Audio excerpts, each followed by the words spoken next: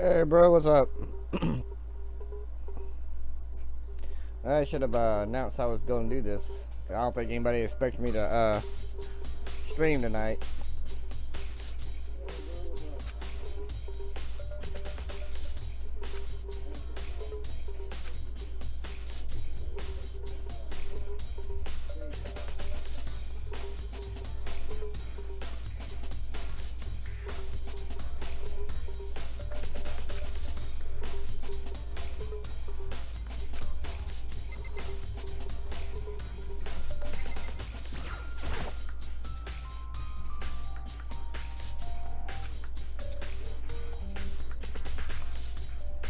Alrighty.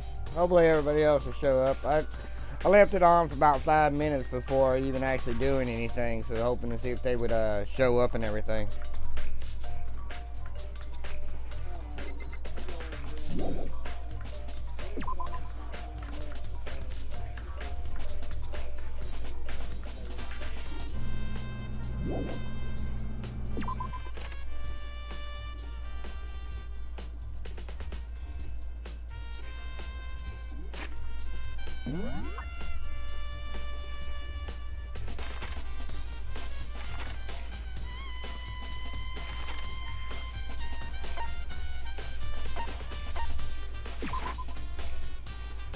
Yeah, that's what I was thinking. That's the reason why I left it on for 5 minutes and everything, so maybe they'll notice the notification that I'm on.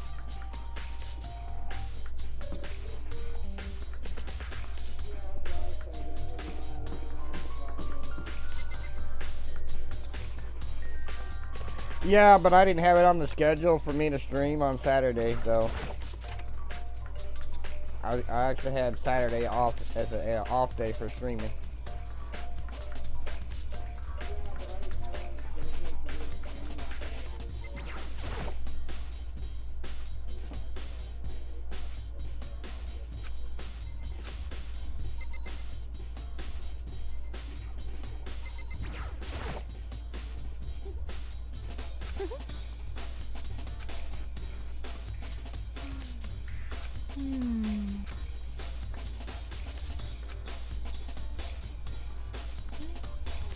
Let's see.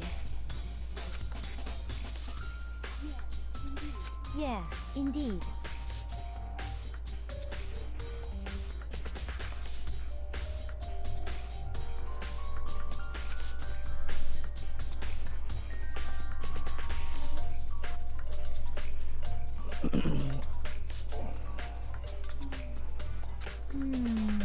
Yeah, I should be reading this. We could have been gone on for more than a minute or two, though. Yeah, then the killer was able to get in and move the Hifomi's body in that short amount of time? It would seem. Indeed. To carry off someone as big as Hifumi, I don't know, a couple of minutes is... I can't think of anything less than impossible.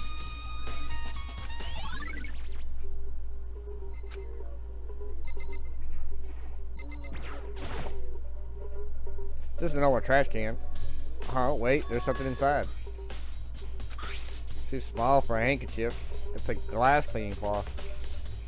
It's got some kind of cartoon character on it. Ah, but it's covered in blood. Oh, did you find something? Oh. Yeah, there's a cleaning cloth in the trash can. A cleaning cloth? Huh?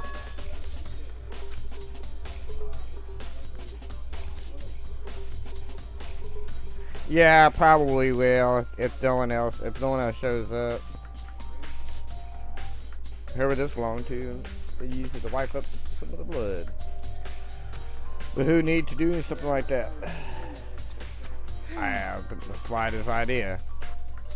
Yeah, me either, but I think it might be important. Yeah, but there's actually a certain part in the, that I might, you know, I don't know. I could always not save it and just start from the beginning.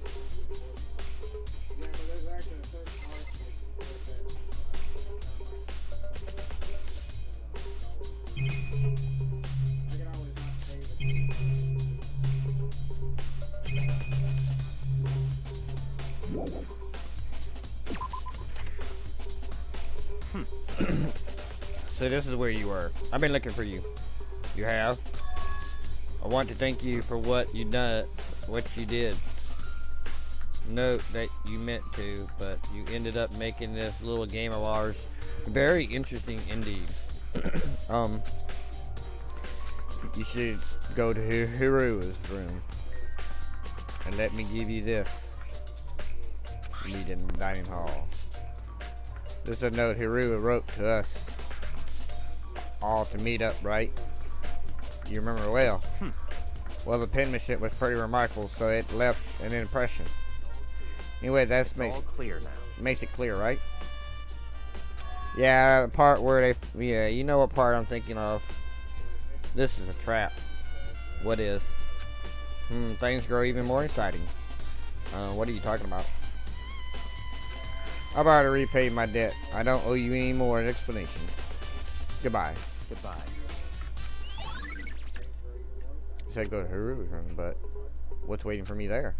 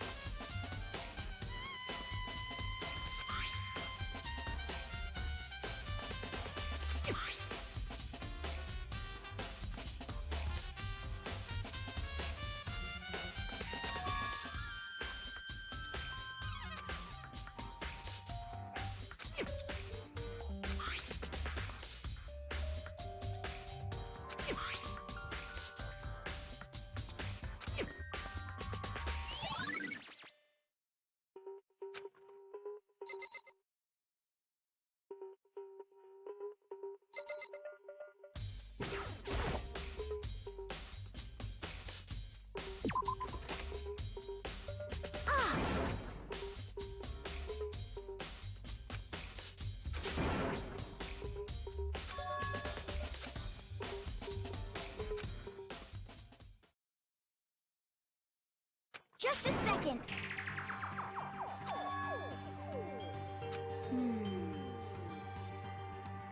Okay.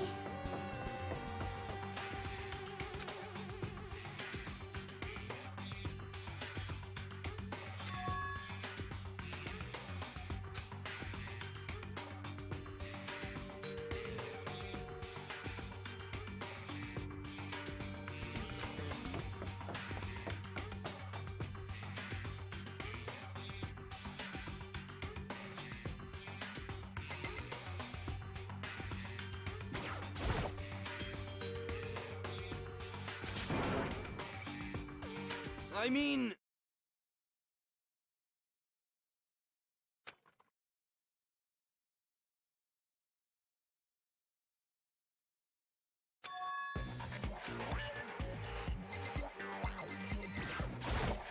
Right.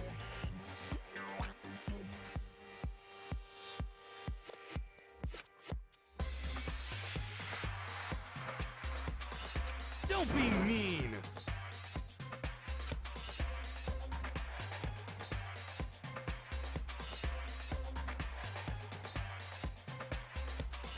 What?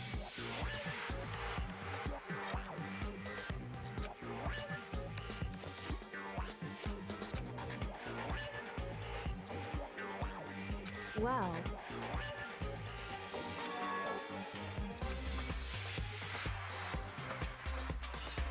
It's nothing. Hey.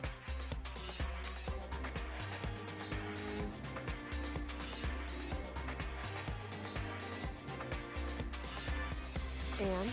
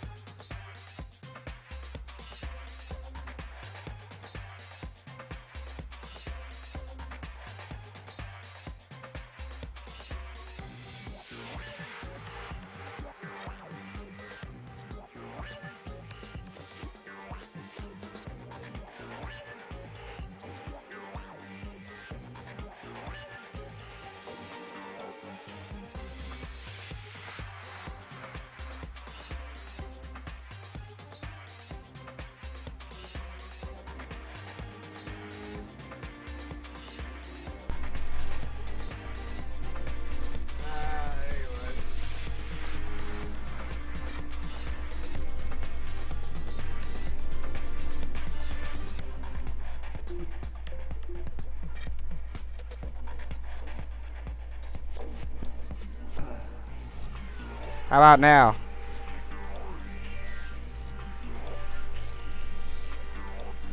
Can you hear me now?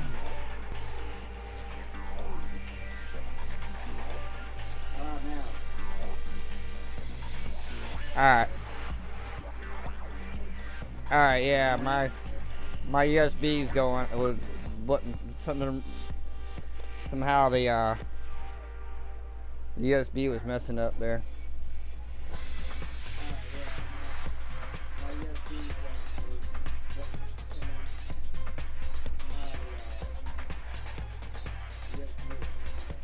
First of all, here you need to explain to us why you dress like that.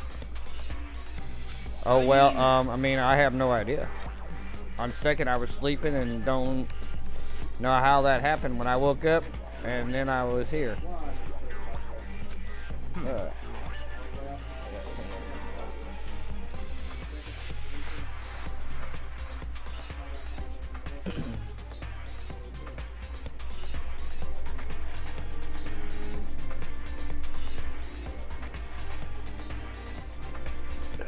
There. Maybe I get some more. My voice back here. I don't care. Do something about that costume. It pains me just to look at you. Well, I don't know what's up with this thing, but I can't actually get it off. A little help? Why would you make something that you can't take off by yourself? I didn't make this stupid freaking thing. There's a clasp on the back that's keeping you from getting it off.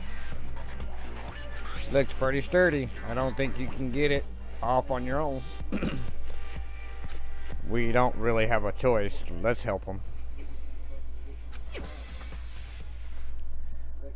It took everyone's help, but slowly we're able to get Hero out of that suit. Takes a few minutes, but eventually we get all the pieces off. Woo! Free at last.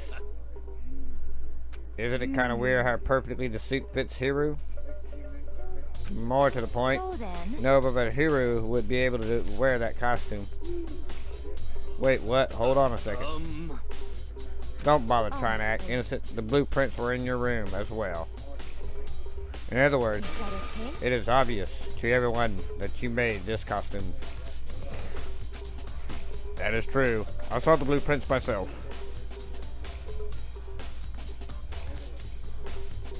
Yeah, me too.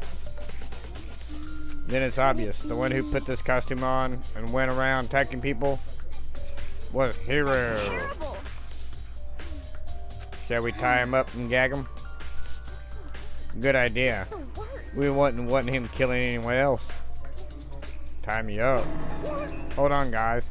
I think that's going a little far. He may be a That's right. suspect, but he deserves a fair treatment.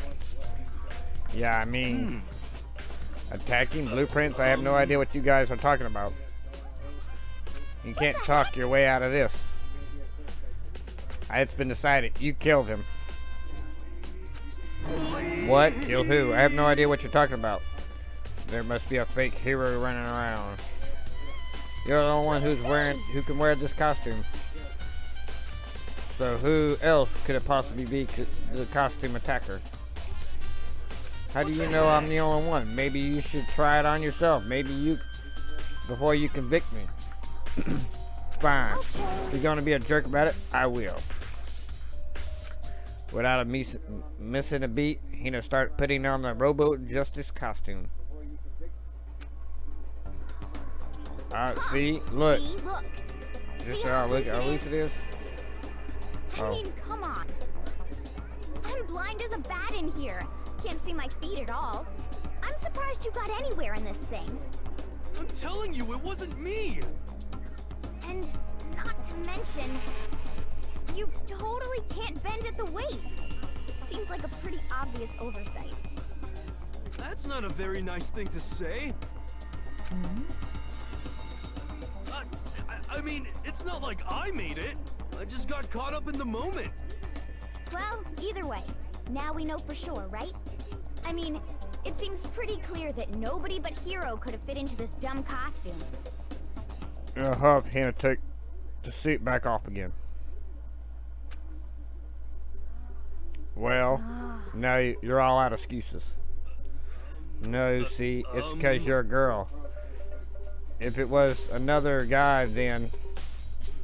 Makoto, go ahead. Okay. Against my will, I picked up the pieces and tried putting them on. It's no good, the arms are too long. There's no way I can wear this. See, I told you it was impossible. You are absolutely right. It seems this costume was made to fit Hiru's body exactly. Then, But there's another costume. They must have one that looks the same, but fits them. Honestly. If you insist on the line of defense, then show us some evidence. Evidence? What the heck? If you claim there's another suit, yes, then you must find it and show it to us. What the heck? Who cares? Here's the one without an alibi during this whole thing anyway. Which is how we know it was him. I mean, is that really true? I have no idea what's been happening. Could someone, like, tell me? Robo cassette.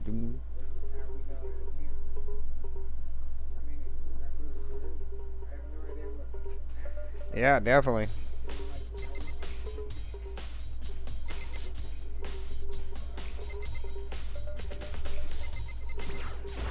Well, if you don't tell me what's going on, how am I supposed to understand? I think I figured out that someone's been killed, right? Hey, Makoto, who was it? Well, 2 people were killed. Taka and Hifumi. What? 2 people? Why are you freaking out? You did it. I did not. Wait, hold on. If those 2 are the ones that were killed, that's it. I know who did it. You may as well tell us then. Taka and Hifumi were fighting over Alter Ego, right? Which means Alter Ego or Inshura must have done it. I see, that's unfortunately. Huh, unfortunately? Stop trying to trick us. Just admit that you did it, okay? I'm telling you, you got it all wrong. I know, that note. A note. Last night, someone slipped a weird note underneath my door. And here's what it said. I found a hole. Maybe we could use it to escape. Monokuma can't find out, so don't tell anyone else. For now, let's meet in the rec room at 1 a.m. But the last thing I remember is going to the rec room. Then for some reason I fell asleep. The real killer probably drugged me or something. Not a chance. Just the worst. No, hold on. So, He could be onto something. The nurse's office did have chemicals that could do that. What? Really? Told you someone's trying to set me up. Secrets passes, attempts to escape. Someone wrote all that to trick me. Even that's true, you must be one dumb fish to buy every piece of bait that floats in front of you. Well, after being trapped here for so long, even if you know it's a lie, you still gotta check it, right? Yeah, they preyed on my desire to get out of here and they deceived me. I still don't buy it.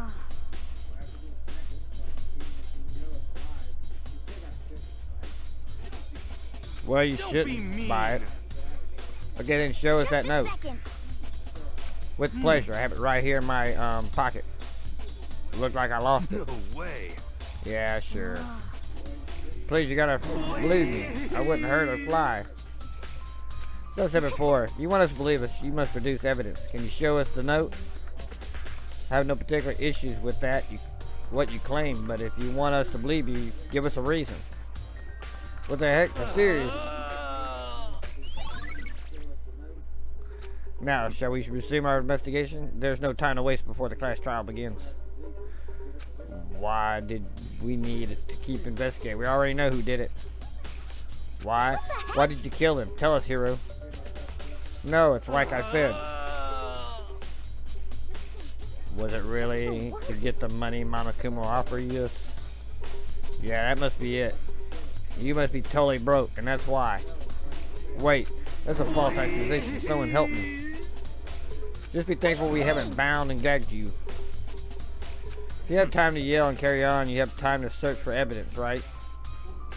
You're right. I need to look for the second suit and that note. Feet don't fail me now. I guess I better get back to guard duty.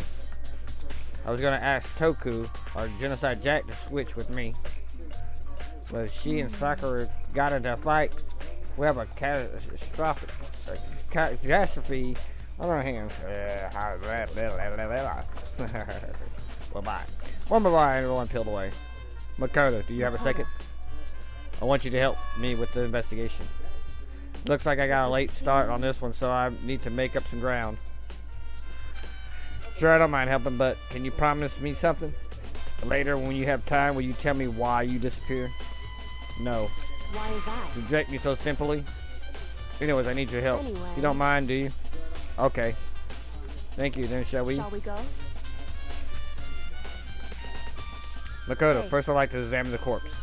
Examine the corpse? I can't believe I'm hearing that from a girl that's the same age as me. Dead bodies don't Correct. die, you know. They tell the truth far more easily than the living. Wouldn't you agree? Hey, How am I supposed to answer? Anyways, we have to hurry before the Christ Anyway. trial begins again. Yeah, you're right. Okay, then show me where the bodies are. They're in the repository. Then I guess we should head to that way for now.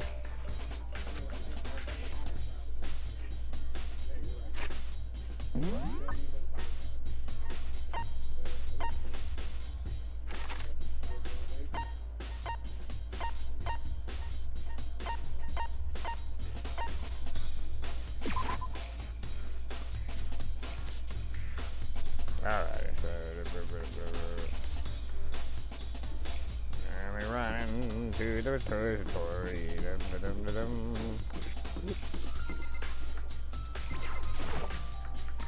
Alrighty. So I was hoping people would show up. I ain't seen them yet, so. Hifumi and Taka. For a moment, Kyoga seems to go rigid. But only for a moment. Well then, let's get started. So then, She crouched down under Taka without hesitation and began poking and prodding the body. Monica was I right. knew They it. were killed using a similar weapon. Her movements were so smooth. She was so calm. Seeing how comfortable she was actually made me feel a little bit more comfortable.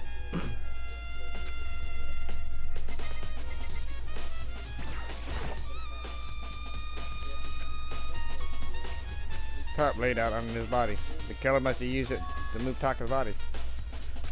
That way it wouldn't leave blood stains as it was moved.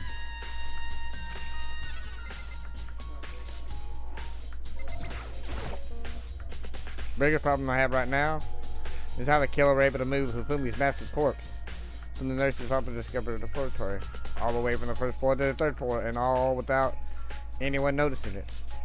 I just can't see how that's possible. Further, it seems that Hifumi died from a blow to the head. This most likely killed with just a hammer from 3, which we found in the nurse's office. But we found his body in the nurse's office. We already read this part. The spotless.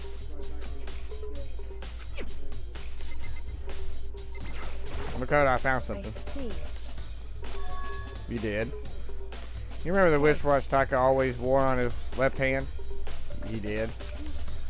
Are you so just to the people around you? Do you dislike other people that much? No, not that much. Anyways, you said that he had a watch. Take a look. So then, It's broken. You can see the hands aren't moving right. It's most likely broke when he had his encounter with his assailant. If you notice, the hands are frozen just past 6 o'clock.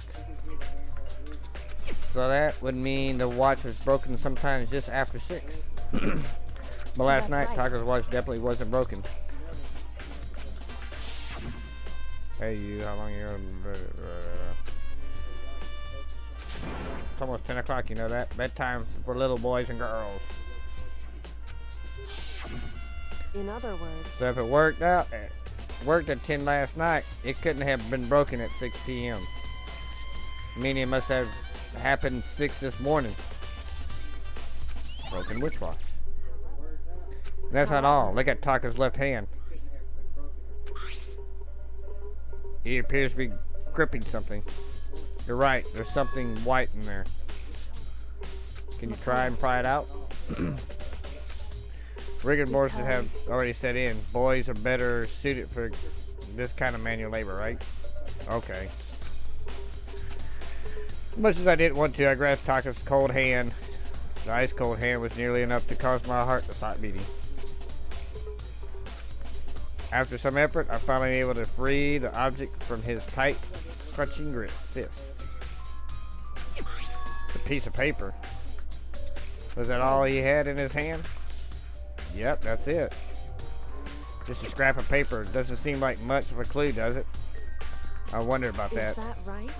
Kyoko didn't turn to Hifumi's body. Let's check the room apartment now. So then. Perhaps he left us a few clues on his own.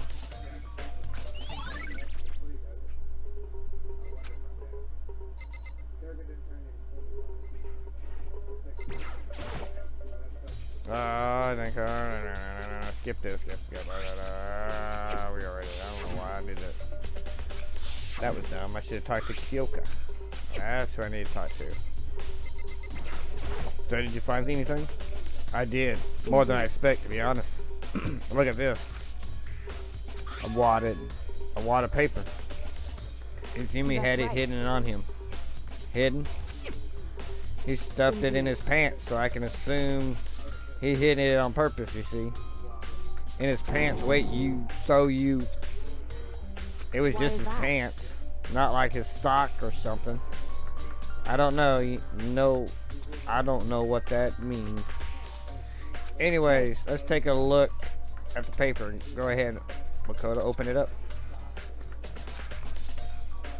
When I think how it was stuffed down his pants, it's like it's better be important for me. I'll never forgive you for this. A note. I found a hole. Maybe we can escape. Monokuma can't find out, so don't tell anyone else. For now, let's meet in the equipment room at 6 a.m. That sounds very familiar. That is, it's the same thing Hiro said. Then he was telling us the truth. Although it's not exactly the same, is it? Or he said, yeah, find a hole from that. Meet in the rec room at 1 a.m. The time is different. Hiro told us that the note, his note said to meet at 1 a.m. But the note that they wrote to Hifumi asked him to meet at 6 a.m. Hold on. This girl Hifumi had the note. Doesn't mean it was meant for him. Part of it's been torn off, right? I think there's like some meaning there. There's some meaning to the part of it being ripped. Could it maybe explain it a little bit more? Think carefully. Why would he have been clutching that scrap of paper so tightly? I have no idea. What if it wasn't just a scrap of paper when he was holding it? What if it's something more important? And how would something important like that become a mere scrap of paper? That's what you need to answer. Hey. And while we're at it, I should tell you one other thing. The two victims this time definitely had their own e-handbooks on them. So the handbooks had nothing to do with it. How they were murdered were carried out. Note that there was any reason to think they were connected to the killing in the first place. So you're saying I don't have to think about the handbooks this time, right? If you didn't have to think about them at all, I would have gone out of my way to mention it. All I said was that they weren't used to help carry out the murders. There may come a point, however, where a handbook may play a role. Handbook may play a role? I don't think I can understand. And if Kyoko thinks it's important, I better keep it in mind. E-handbook. Oh.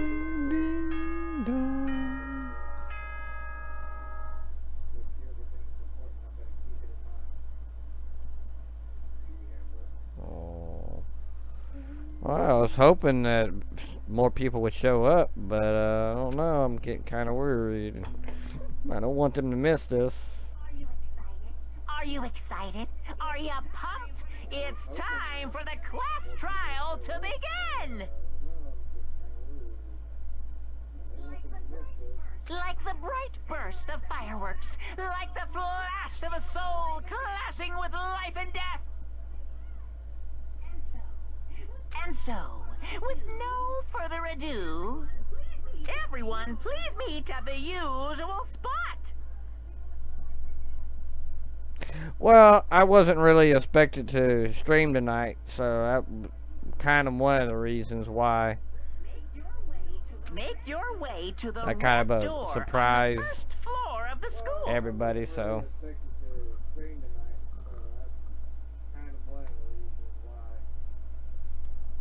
I kind of left it on for a few minutes before I actually start doing anything and hoping that they would get the notifications to realize that I am streaming.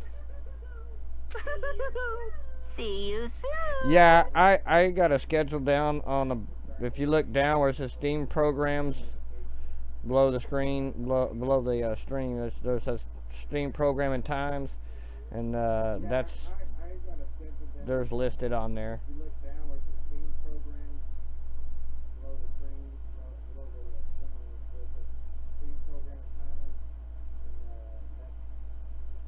That's the time I'm, the days and the date and the day and the game I'm actually going to stream.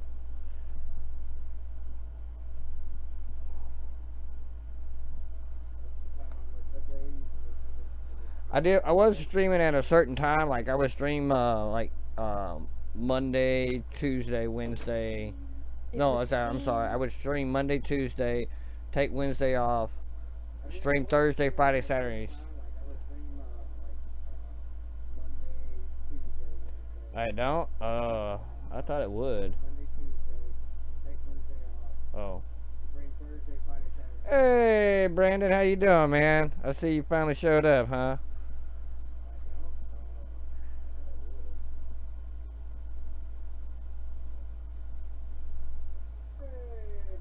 It's unfortunately, but I suppose this is where our investigation comes to an end. You have to figure out the rest for yourself and come to a proper conclusion. Yeah, you're right. Shall we go? Yeah, I wasn't going to, I thought about it and I decided to go ahead and stream tonight, and so I left it on running for about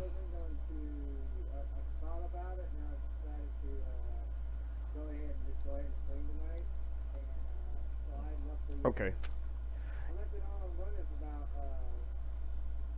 About 5 minutes or so and everything, and so hopefully y'all will get notification and stuff like that. Uni is from Hyperdimension Neptunia series. Uni is was a character in Rebirth 2 and MK2.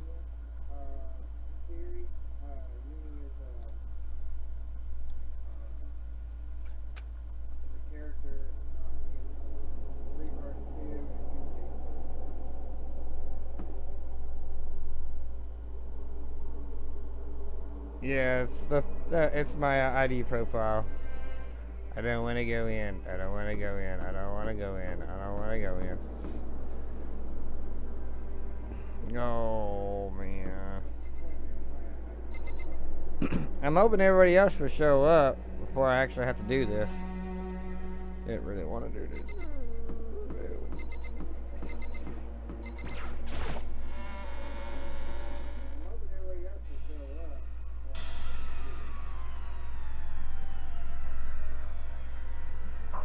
Everyone had heard Monokuma's proclamation, and they all were gathered by the red door.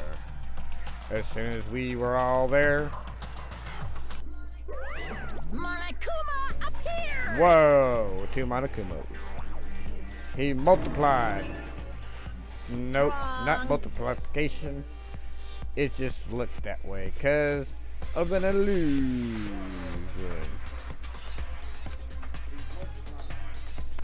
No, I do not have an Xbox One, unfortunately. I need to get one. I'm looking to save up some money to maybe purchase another Xbox One again. I'm moving so fast, it looks like there's multiple. Can you guys tell which one is the real Monokuma? Can we just get on the elevator already? Boy, tough crowd.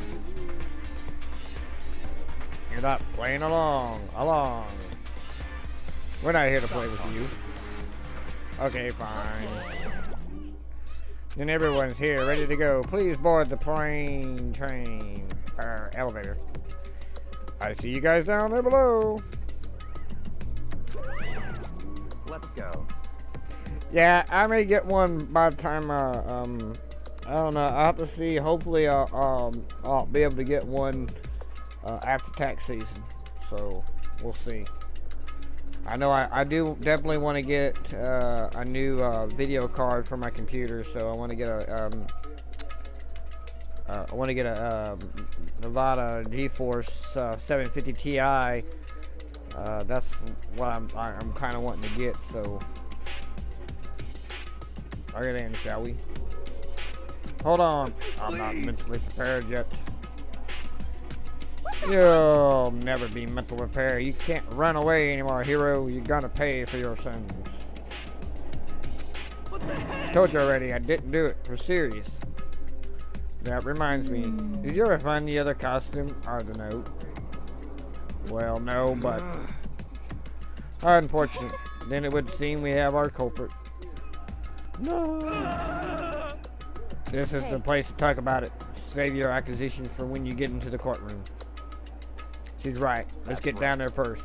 Then the story can really begin. Yeah, good idea.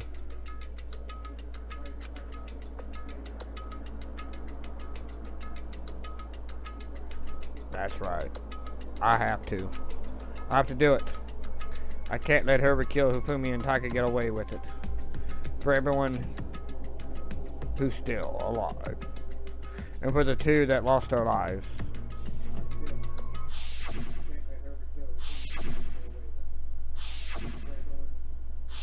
The one who killed Hifumi and Taka. The one who killed two of our friends. The killer is. Someone right here. Yep, that's where we left off the last time was Hifumi and Taka died.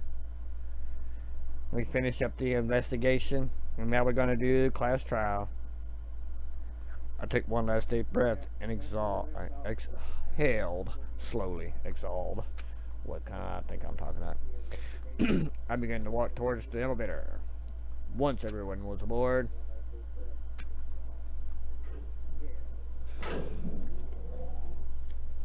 He did for a moment, and then he died. The doors closed on their own. The steel box began to move.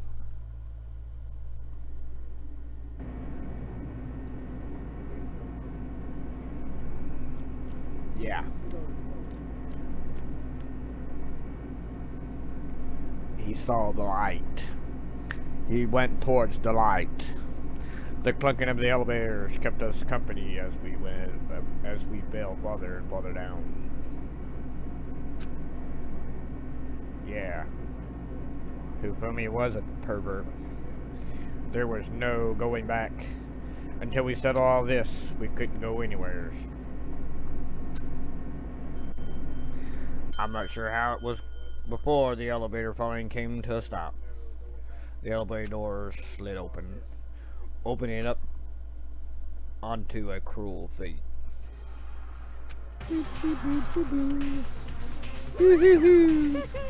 Well, I see all of you gathered here together like this. I realize how few of you there are left. Your school life is slowly reaching its climax. Only because of you. Why are you making us do such cruel things to each other? What? Do you really hate me so much? But I'm so cute. Come on. Stop goofing around and begin the trial. Don't rush me.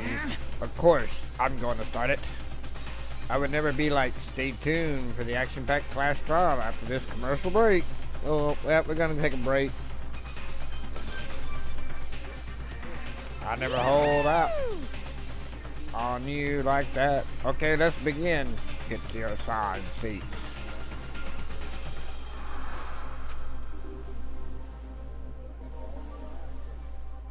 You do? Oh, I'm jealous now.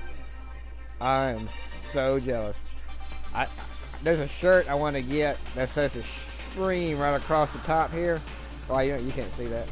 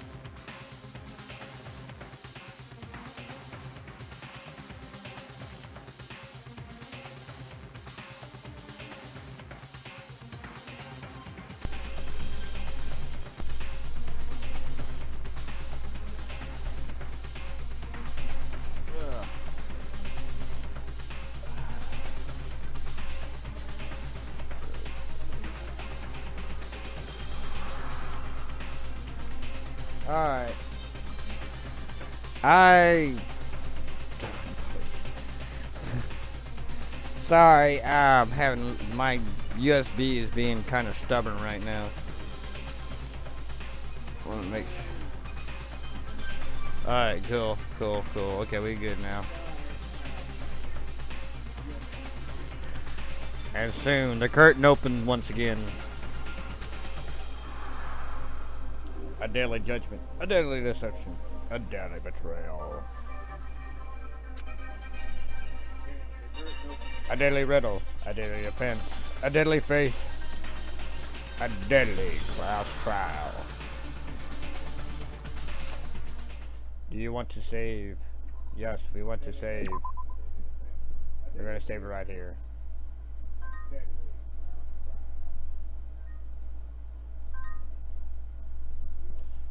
What? Don't say such thing, Brandon.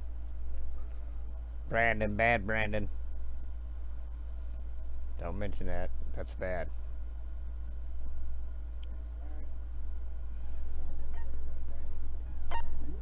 Don't want to change my skills.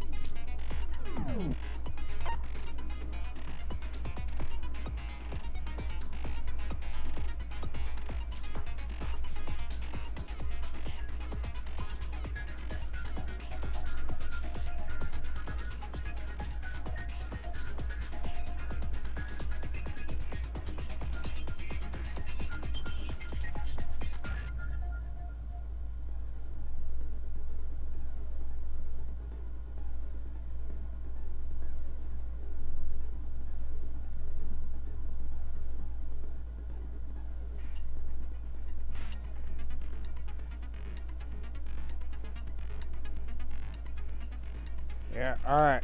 Yeah. Just a second.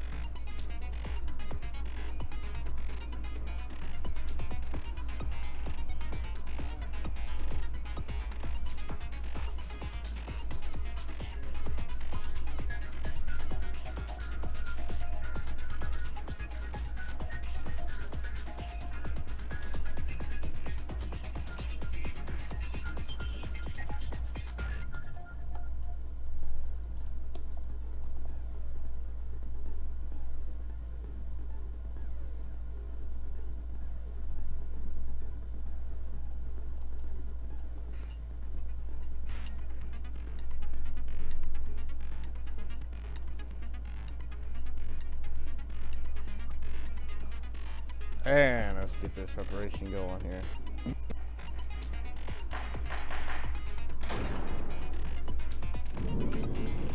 Let's begin with a basic explanation of the class trial. So, your votes will determine the results.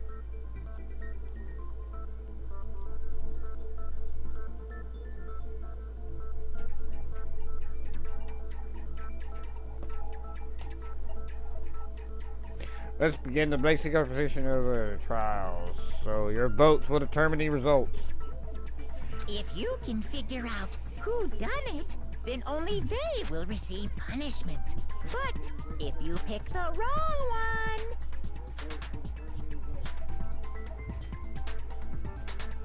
Yeah, I was hoping a little bit more people would be on, but Then I'll punish everyone besides the blackened, and the one that deceived everyone else will graduate.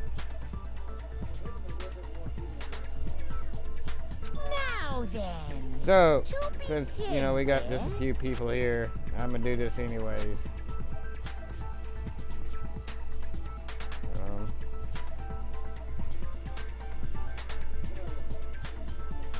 Yeah, I was kind of hoping. Why won't let me?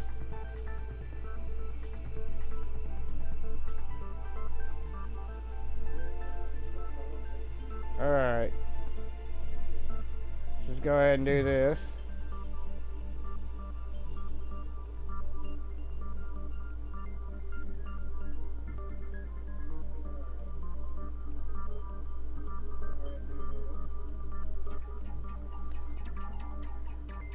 Alright, now to begin with. And you can put your votes in if y'all want to determine who did it. Who done it.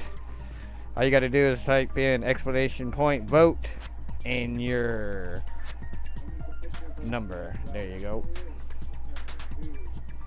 Now then, to begin with. We already know who did it.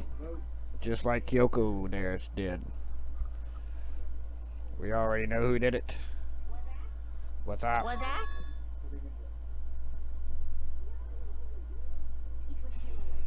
It was Hiro. He does not have an alibi for when the murders took place, and we found him in that suit. Don't try and deny it.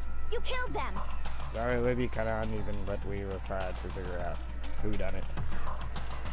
Do not try to deny it. You killed him. I didn't.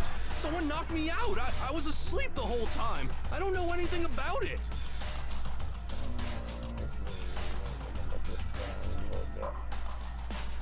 Hey, anything you may put in your vote. You can type in exclamation vote and the number space and the number, and you should be able to vote on who you want. You can vote on Kyoko as 0, 1 Makoto, 2 Celeste, 3 Hiro, 4 Hina, 5 Byakuya, 6 Toko, and 7 Sakura. Yeah, just explanation vote. Yep.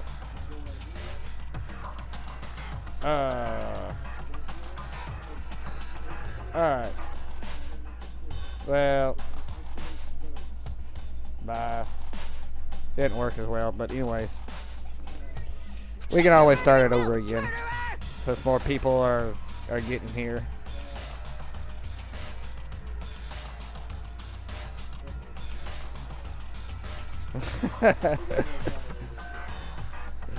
Shut your murdering mouth, murderer. Who are you calling a murderer?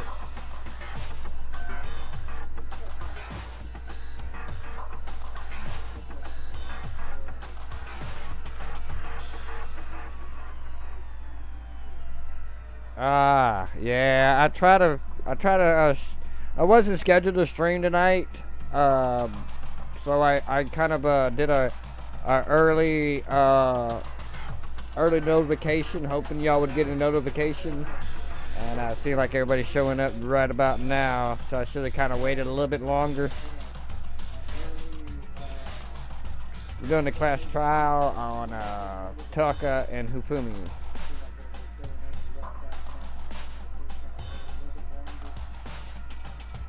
Who are you calling murderer? I am sorry to say, Hiro, but we do have evidence. Blueprints for the suit. Parts we assume were used to build it. And all of it was found in your room. You have to admit, the evidence is quite compelling.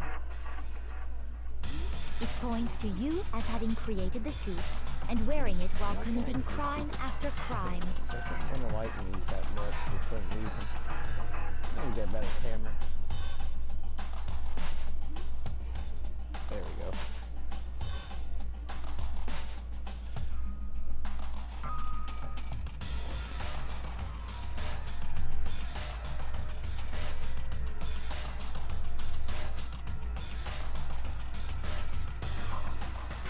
many times do I have to tell you? I don't know. I don't know. His heroes really the killer are. Before anything else, we have to make that clear.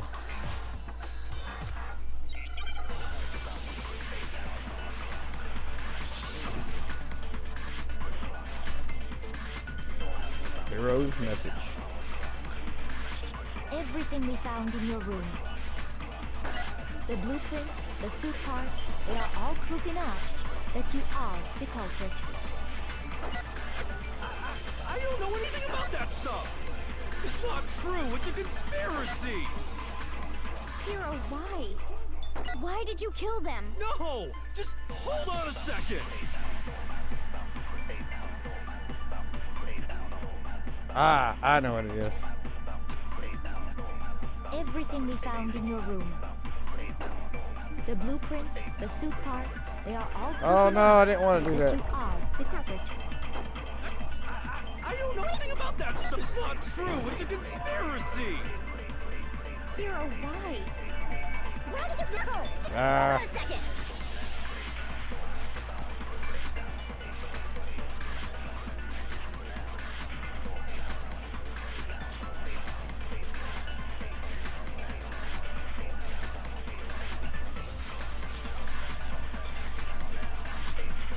I mean, looking at the blueprints. I gotta do this over again. Everything we found in your room. The blueprints, the suit parts. They are all proof enough. No, that's wrong.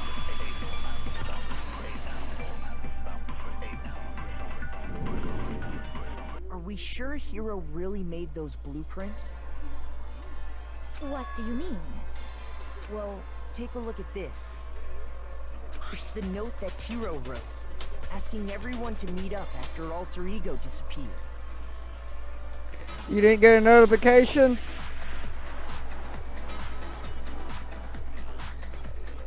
So Ray? Yeah, I was not gonna I was not gonna stream tonight, but I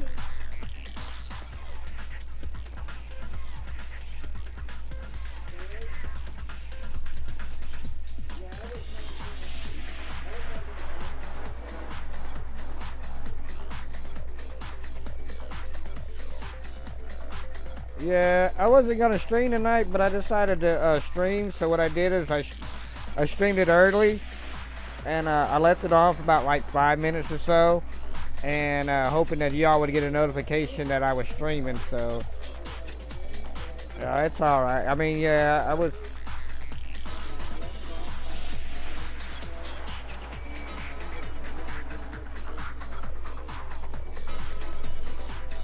The handwriting's obviously different, wouldn't you say?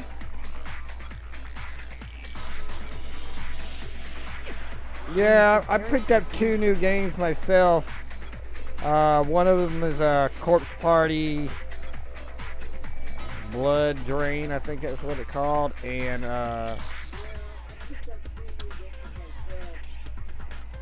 my brain, Legends of Heroes Trials of Steel. There's no way you could think the same person made both of them. Unless that person made it a point to disguise their handwriting. No, the differences are bigger than that, I think. Come on! I'm not smart enough to think of trying to change my handwriting anyway. So Makoto, are you saying you don't think Hero's the culprit? And he's not the only one. I think Hero's innocent as well. Then who was in that Robo-Justice suit? Is it like Hero said? Was there really someone running around in a second suit? The suspicious individual hidden within the suit. Go ahead, Makoto. Tell them who it was. Of course, he passed it off to me. So, who was in the Robo-Justice suit? The Illuminati. We're gonna go with that one, the Illuminati.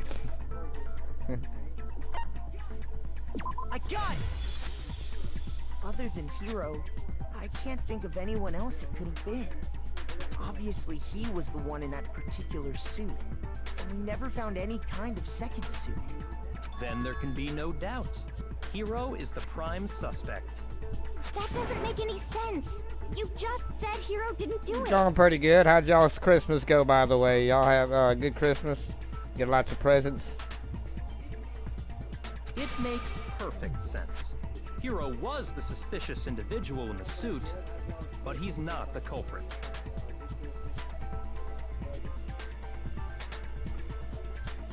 So what you're saying is... That's right. The culprit in this case has nothing to do with being in the Robo-Justice suit. What? Now that's a bold assumption. And what reason do you have to make I got such my a little statement? niece one of those You remote do have a control reason, Olafs, and she loved it to death.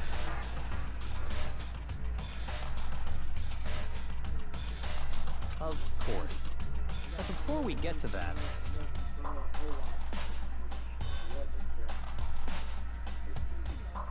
there's something else we need to clarify first. So let's get that out of the way.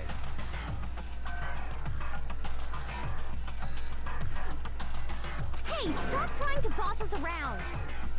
All things have a proper order.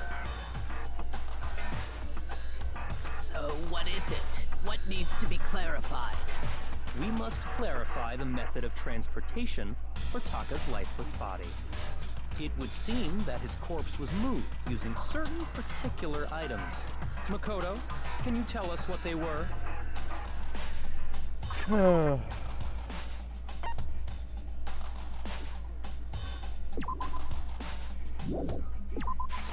I got it!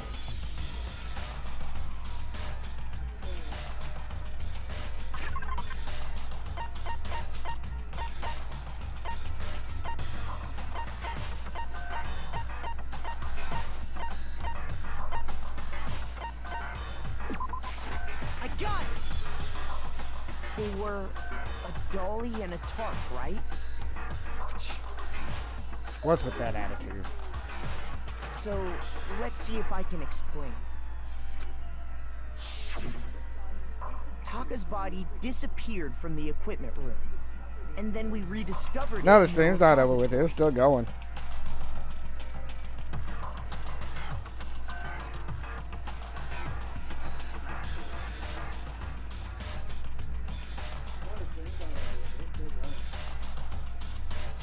Taka's body. And when we found it for the second time, it was wrapped in a blue tarp, right? It was the same tarp that, up until then, was stored in the equipment room. So the killer must have seen it there, and decided to use it when they moved Taka's body.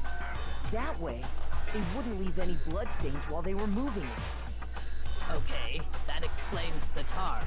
And the dolly? Same thing. I'm sure the dolly was in the equipment room when we first found Taka's body there. But when the body disappeared, so did the dolly.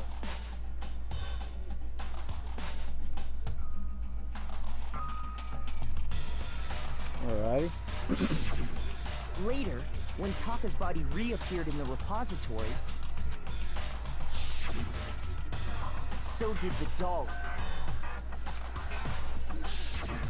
In other words, you think they used the dolly to move the body, am I right? But are you sure you are not mistaken? Huh? Are you absolutely positive the dolly was in the equipment room when we found Taka's body? That dolly was made specifically for moving large objects between the repository and the art room. It would be very strange indeed to discover it had made its way to the equipment room. Is it not possible that it was in the repository all along, and you simply didn't realize it? She's raised an objection. How do you respond?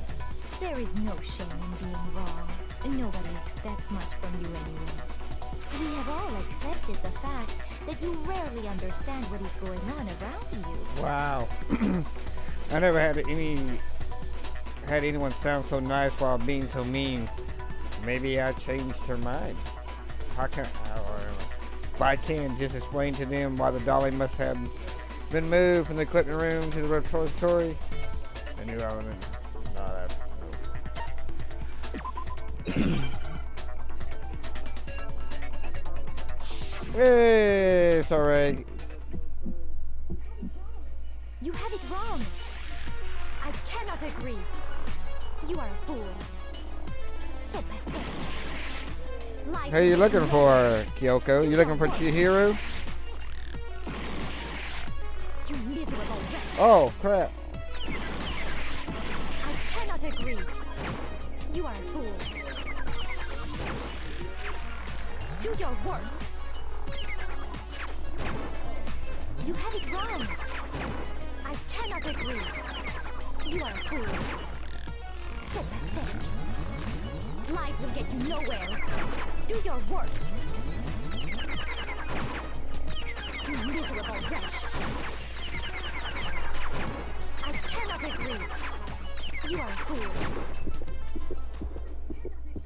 I cannot agree. This should prove it.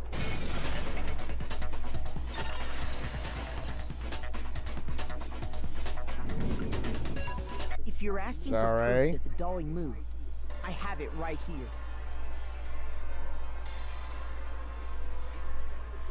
When I found the dolly in the repository, one of the wheels had a blood stain on it. There was a pool of blood in the equipment room with a tire mark in it that matched the dolly wheel's tread.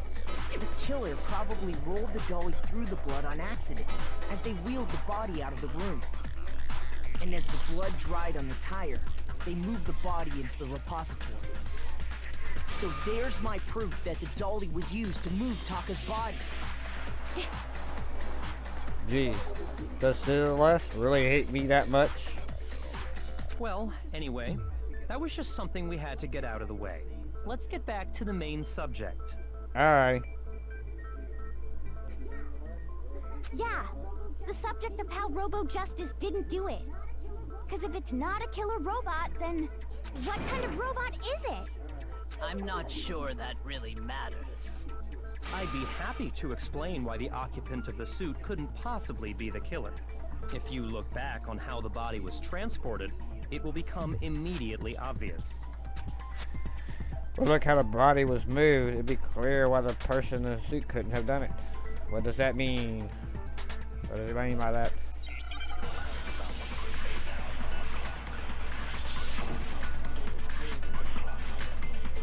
Robot Justice costume. As we know, Taka was killed in the equipment room. And from there, the body was moved to the repository, correct? Yeah, the culprit wrapped the body in the tarp, then loaded it onto the dolly, And wheels it off. right? Now, keep in mind that the dolly doesn't have a hand. Well, yeah, but even without a handle, all you'd have to do You is bend over. No, it's wrong.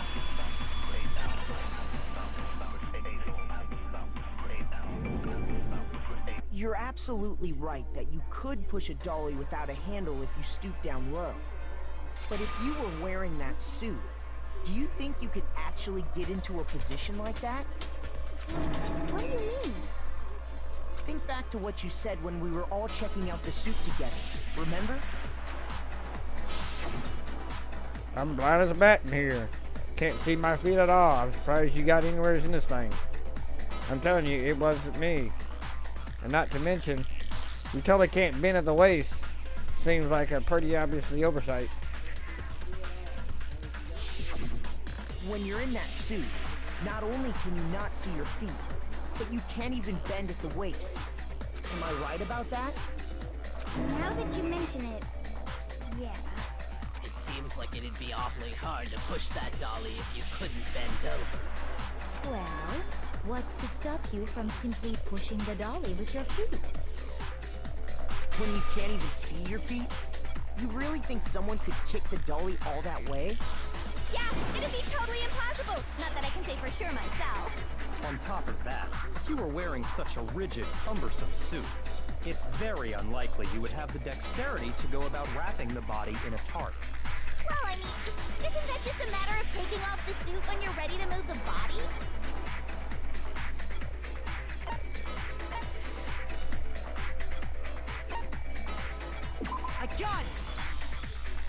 don't think taking off the suit was an option.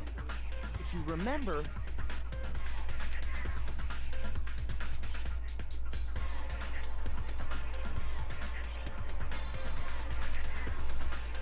Yeah, I agree. Especially in this one, of course. The other one, the second one, it was a little different.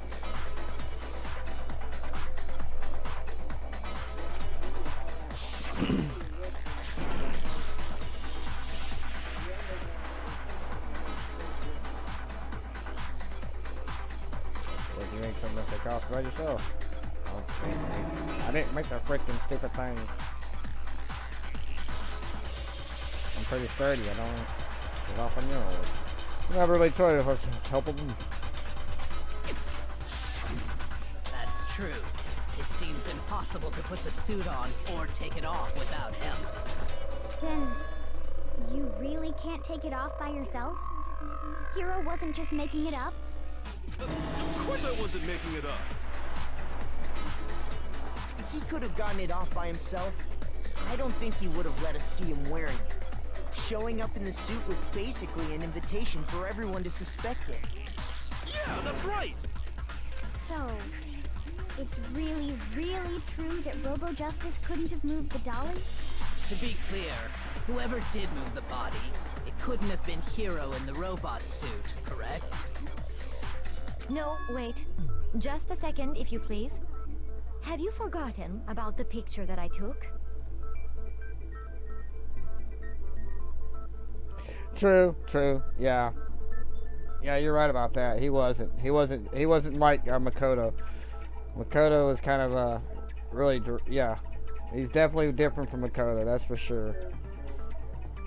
I can see your point on that one.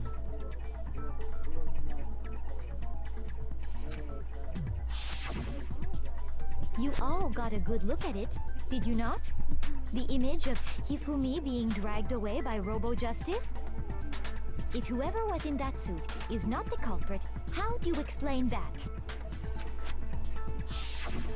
Besides, do you remember what the now deceased Hifumi said? How did you get hurt?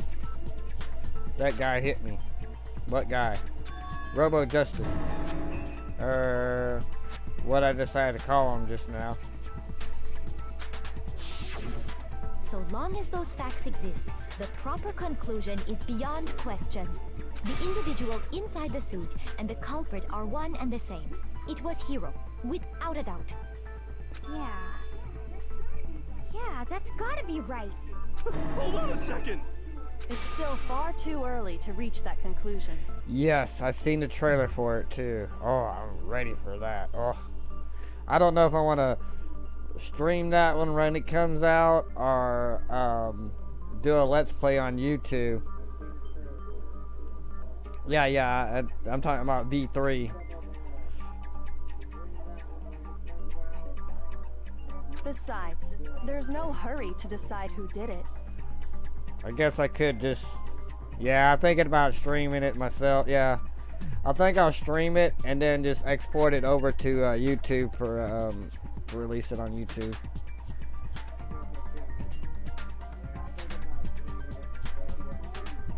Before we rush to a verdict, shouldn't we explore every single possibility? I'm hoping they have a limited edition one though, so I want to try to get a limited edition one. Hopefully they'll have something good. Instead of seizing on one viewpoint, the truth is uncovered by analyzing things from every angle.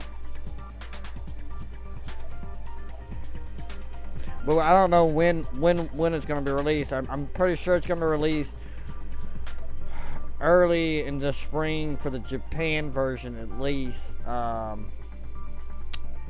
But I don't know about the Western version.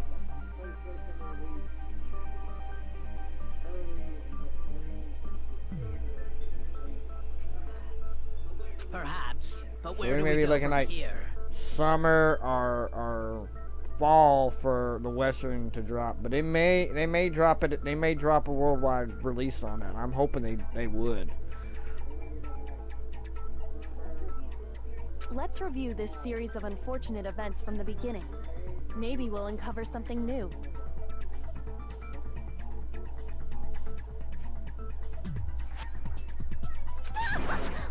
pain in the ass. My favorite character? Oh. I'm gonna have to go with Kyoko. Well, at least for the first one. Cause like, really not really any, I mean, I like Sakia, but she died right off the bat, so.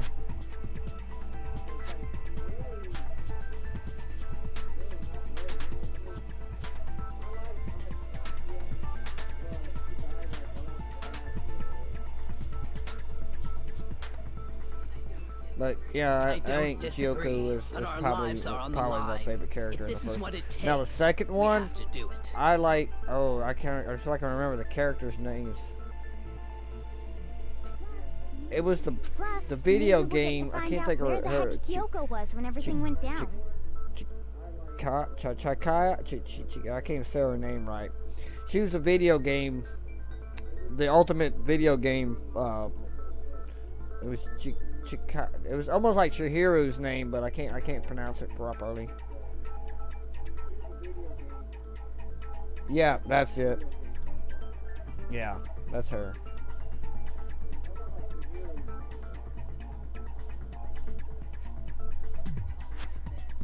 All right then, let's take another look back at what happened.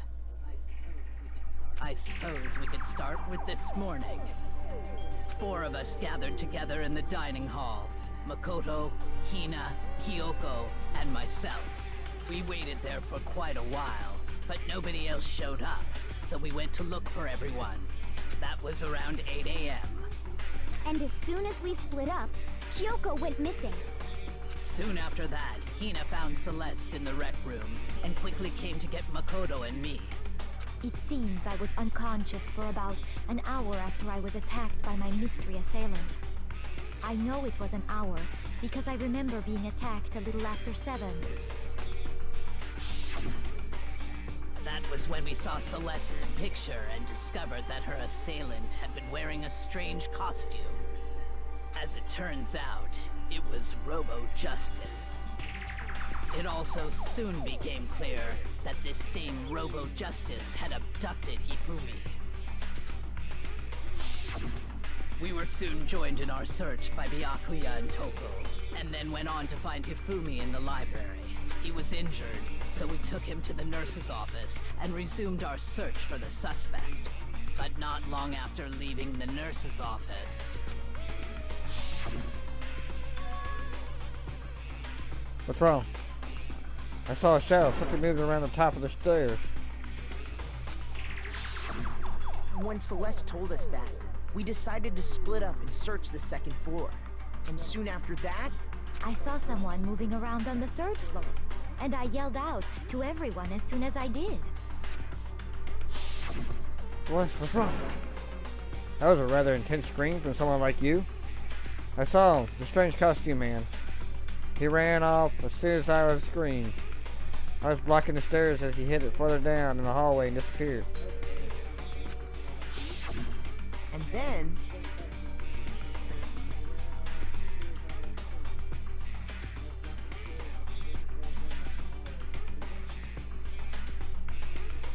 Yeah, I think you only can hunt the amount you have, and I think I got the limit set to 10,000.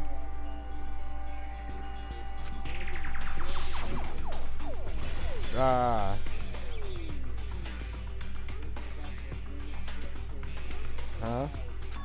What was that? It came from downstairs. It must have been Hifumi. He is in the nurse's office. This is bad. Come on, we have to go back. At that point, we decided to divide up into 2 groups.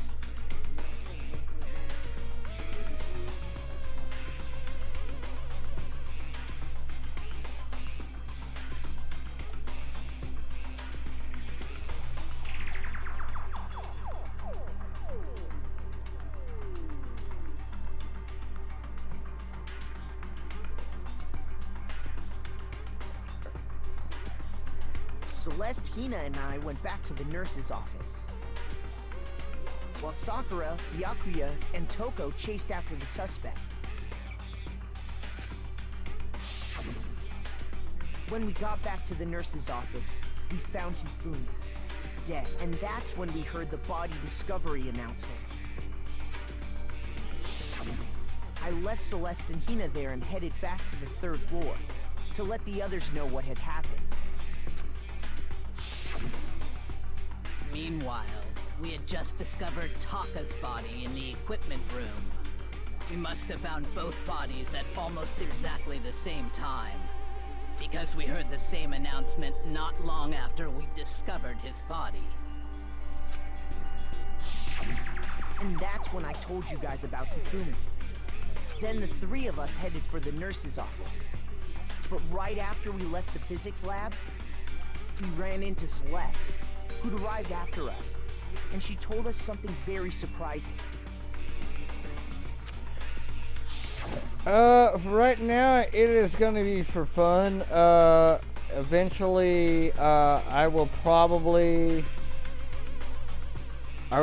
do a giveaway or something like that, like stream codes or codes, beta codes and stuff like that. So you would buy tickets with your coins. So like, you know, I might buy a download code for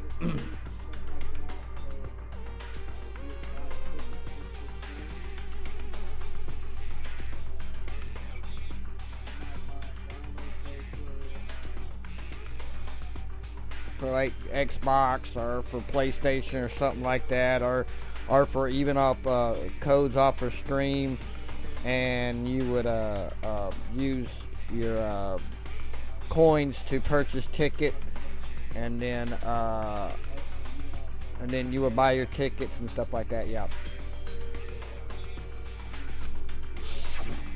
We rushed back to the nurse's office and saw that she was right. Of course, I would limit it, since some people have a lot of coins, so I would only limit it to, like, you only can buy 25 tickets, and it's 5 coins per ticket or something like that. Then we remembered we'd left Toko passed out in the equipment room, so we hurried back again.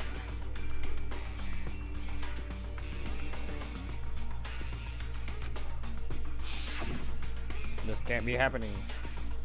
Are we hallucinating all this or something?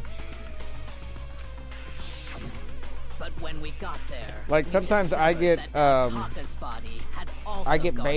beta codes for certain games, and usually sometimes they'll send me like 4 or 5 beta codes, and I can use those beta codes to give away. Like, I had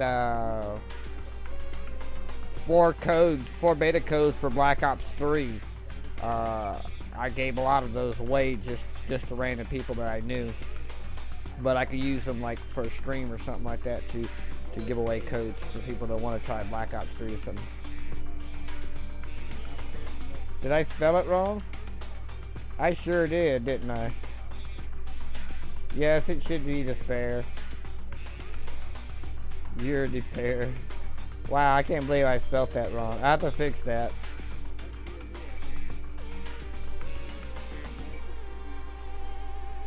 Wow, I can't believe I actually messed that up. Each rank, a lot of people don't do ranks, but I thought it was kind of fun to do. I've seen it done on other streams. Some streams do not do those, but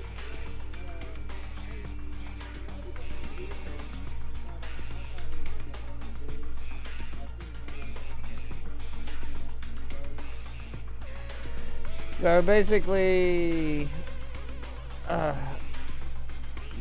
it takes 24 hours to become a Monokuma. The next rank is 48 hours to become a Bomber Monokuma. 96 hours comes a Big Bang Monokuma, and then 200 hours is a Remnants of Despair. Next thing we knew, we were We're searching the school. Yeah, for it depends 2 on how missing many dead how many bodies. hours you get. It's all it's based on hours. The rankings is based on hours. And after some time,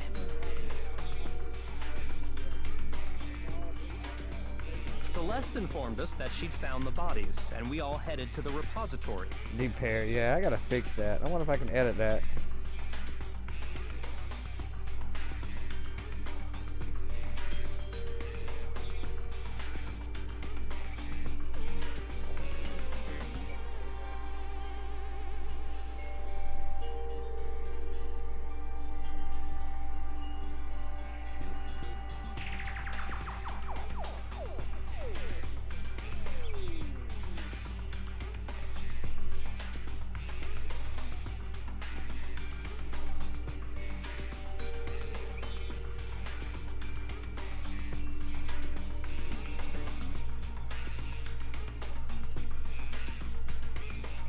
Edit.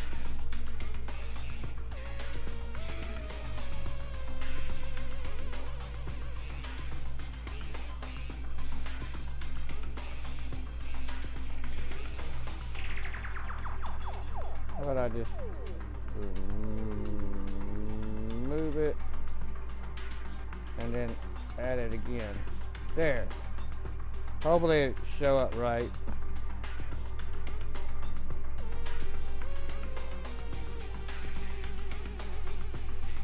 Try it again and see how it happens. Let's see. I know, I'm goofing off right now. Get back to the plan. Yep, there we go. I fixed it. Which is where we rediscovered Right, back to the corpses. stream.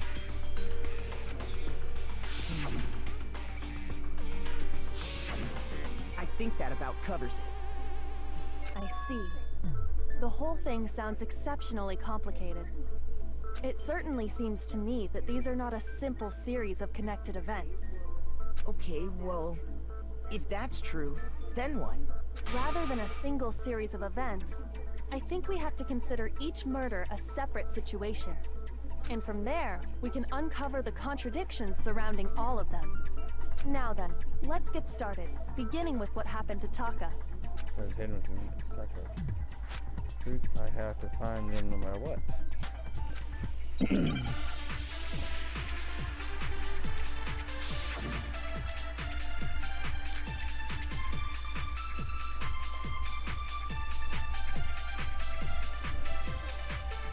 So, regarding Taka's death, I wonder if he died before Hifumi, or perhaps it was after? We already know what order they were killed in. Taka came last. what makes you say that? Because of the numbering of the Justice Hammers. It's true that Hifumi was killed with Justice Hammer 3, while Taka's death came from a swing of Justice. See? So it's obvious Taka came after. I forget what I gotta do here. I think I know what I gotta do here. I wonder if he died, or perhaps it was after. We already know what order the Taka came last. What makes you say that? Because of the numbering of the Justice Hammers. Alright, It's true that Hifumi was killed with Justice Hammer 3, while Taka's death came from a swing of Justice Hammer 4. Alright, we gotta. So it's obvious Taka came after. So, regarding Taka's death, I wonder if he died before, or perhaps it was after?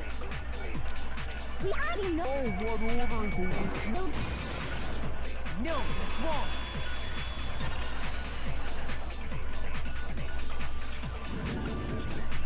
Hold on. There's no reason to assume that the hammers were used in the same order as their numbers. If anything, that's just another way the killer tried to disguise their actions. So you're saying the culprit wanted us to think the hammers were used in order, but in reality, Taka was killed before Hifumi? Okay then, let's see the proof. Evidence that proof Taka was killed before Hifumi. There's something that relates to what time he must have died.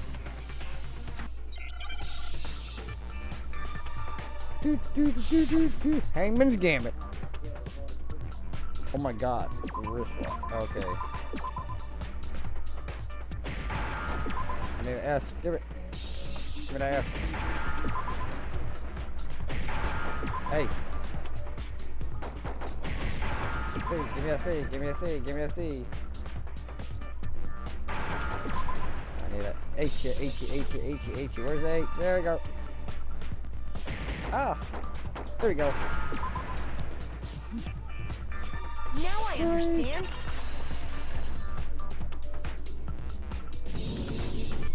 I got it. Taka's wristwatch. See? Look. It broke with the hands pointing just past 6 o'clock. It must have gotten broken when he was attacked by the killer. Because as of last night,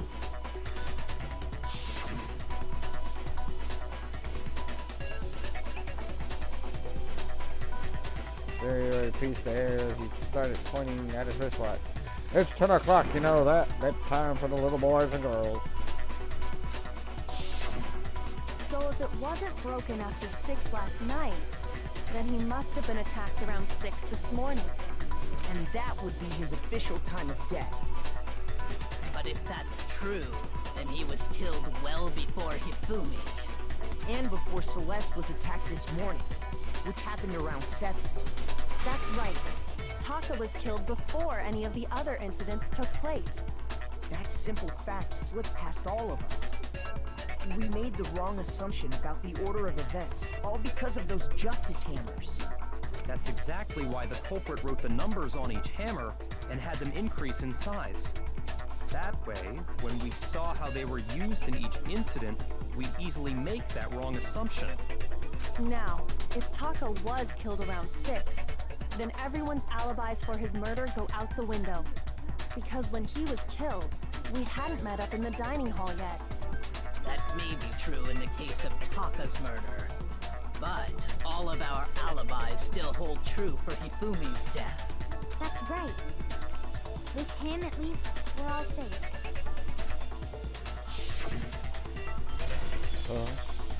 What was that?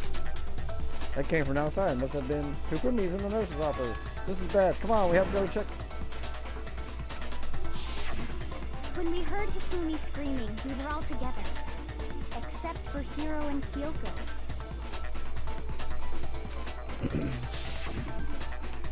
Then we all ran down to the nurse's office, and that's where we found his body. That's totally true. We're all in the clear. Oh, I know. They must have recorded him screaming on a tape or something, then played it later on. If that's true, where's the tape? I don't know. Don't just go making stuff up. Anyway, we all have rock-solid alibis for when we heard Hifumi scream. Since all of us were there together, clearly none of us could have killed him. And it does not stop there. There was also the moment when we discovered his body had disappeared.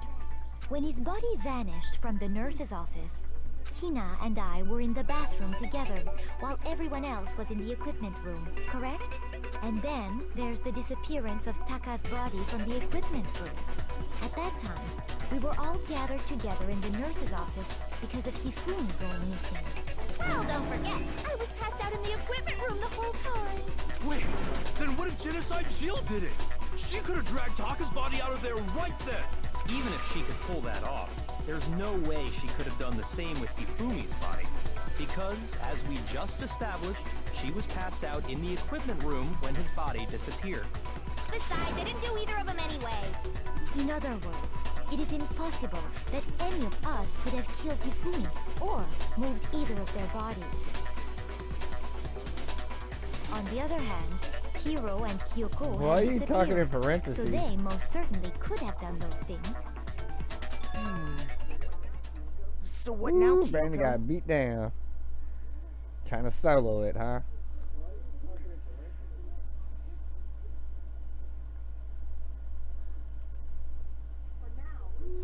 For now, we can't get fixated on who did it, or we'll just keep going around in circles. So instead of who, I propose we start talking about how. In particular, I think we need to figure out how Hifumi's body got moved. That's true. We searched everywhere, but we couldn't figure out how to explain his body disappearing. And according to what Celeste said... Okay, again, more in a minute or two, though. So then the killer was able to get in and move Hifumi's body to a short amount of time? It would seem so. His body apparently disappeared in the 1 minute her and Hina took their eyes off of it. But to carry that much weight from the first floor up to the third in that short amount of time? Oh man, yeah! There's no way! It'd be impossible! Well, what if I told you there was a way to make the impossible possible? What? How? If the dead body were to move itself. The dead body moved on its own?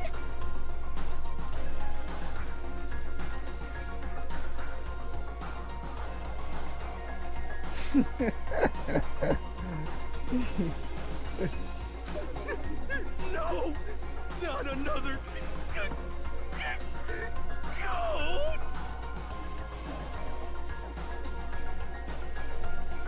I don't think it has anything to do with the occult. I think what she's implying is... we thought Hifumi was dead, but perhaps in reality he was still alive. He was... alive? Are you saying Hifumi wasn't carried out of the nurse's office, but simply walked out on his own? But I mean, we found his body. He was dead. Perhaps he was simply playing dead. That... it isn't possible. Not if he was still alive. Is it really possible?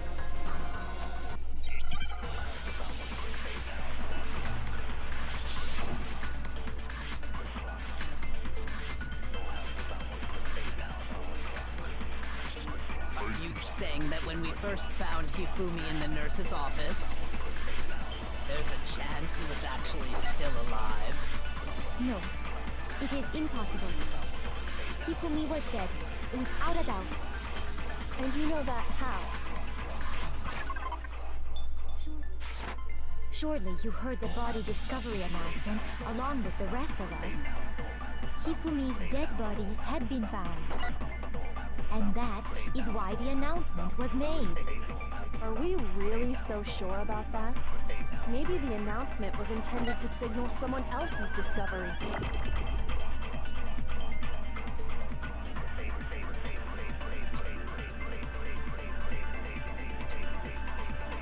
Are you saying that when we first found Hifumi in the nurse's office, there's a chance he was actually still alive? No, it is impossible. Hifumi was dead, without a doubt. And you know that how? Surely you heard the body discovery announcement along with the rest of us. Hifumi's Dead body had been found. No, that's wrong!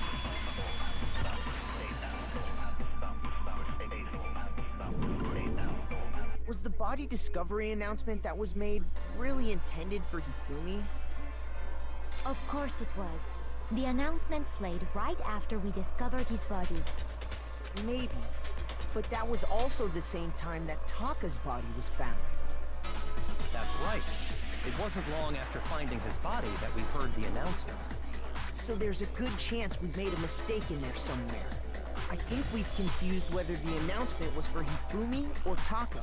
First of all, if two bodies had been found, there really should have been two announcements. Maybe Monokuma simply got lazy and rolled them together into one. What do you say, Monokuma? Any comment? Well, it's a very sensitive issue, so I can't go into too much detail. But what I can say about the body discovery announcement is that it's only broadcast when 3 or more people find a dead body for the first time. That didn't answer our question, man. We're asking if you're a lazy bum.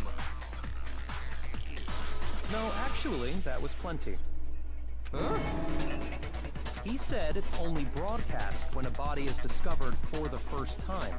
Which means, even if we find the same body again later, he won't make the announcement again. If that's true, then why was the announcement made again later on? Huh? Exactly. We heard the body discovery announcement twice. We got body discovery announcement. First time it was played, we found each body in the nurse's equipment room. And the second was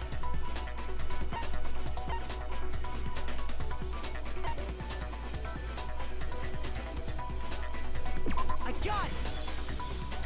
We heard it a second time in the repository when we rediscovered the two bodies.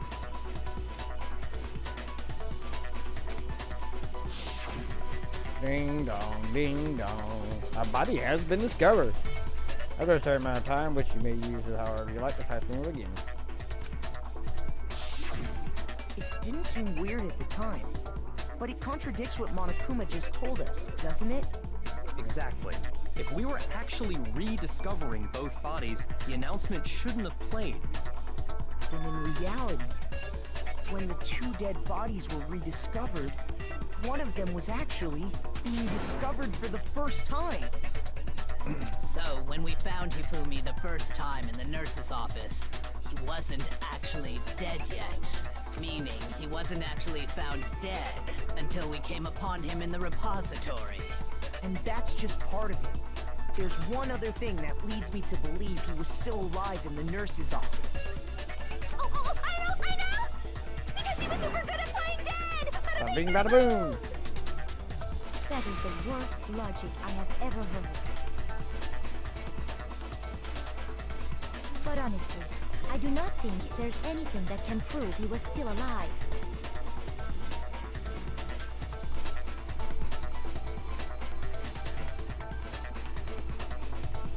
Okay then, let's take another look at the events surrounding the discovery of his body. Then it should become clear whether he was really alive or not. This whole thing is pointless. There has to be proof that shows Hifumi was still alive. I have to find it and show it to everyone. Alright.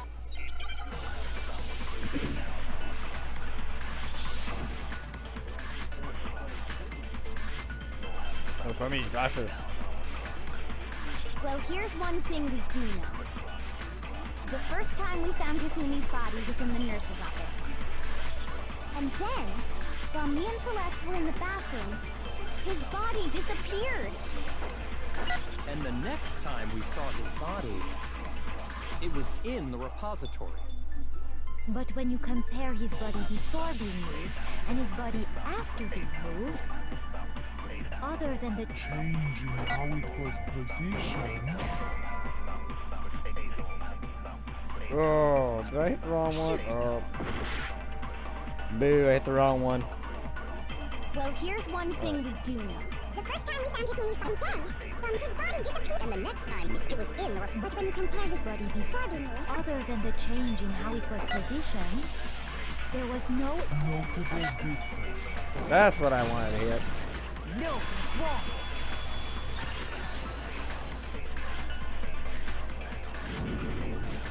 In fact, there was one clear difference between Hifumi in the nurse's office and the repository.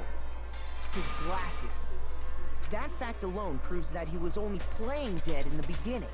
Perhaps you'd like to fill the rest of us in? When we found Hifumi in the nurse's office, his glasses were covered with blood. But when we found him again later in the repository, they were spotless. And I found the item he used to wipe them clean in the nurse's office trash can.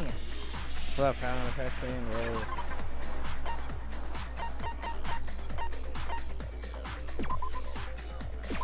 I got it! It was a glasses cleaning cloth featuring a certain cartoon mascot. One look at the bloodstain on the cloth should make things clear. This piece of cloth was used to wipe Hifumi's glasses clean. And the mascot on the cloth is the same one that's on the digital camera, right? And whose digital camera was it? Hifumi's, of course. The character was Princess Piggles from Demon Angel Pretty Pudgy Princess, I think. I highly doubt anyone but Hifumi would have brought something like this to school. I see your point. And the only people here who wear glasses are... I wouldn't be caught dead using a tacky piece of garbage like that. A few tissues is all I need to keep my glasses clean. Then there's no question. It belonged to Hifumi.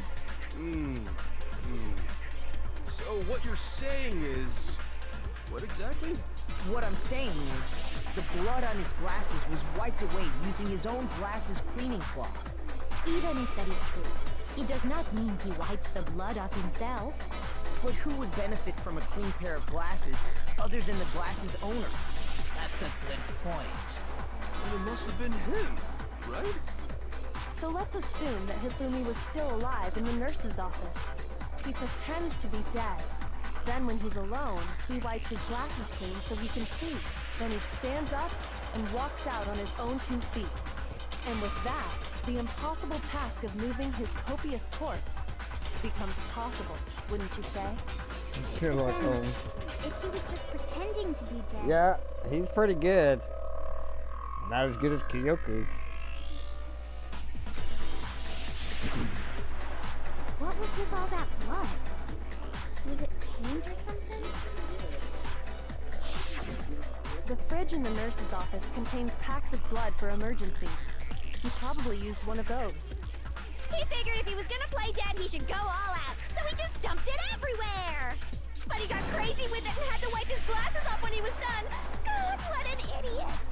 And if Hifumi was still alive at that point, the disappearance of Taka's body is easily explained.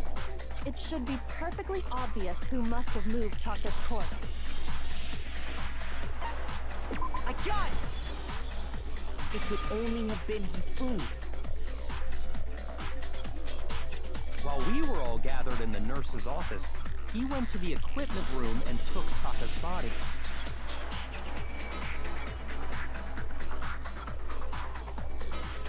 That also explains how the door to the repository got locked. The door was locked?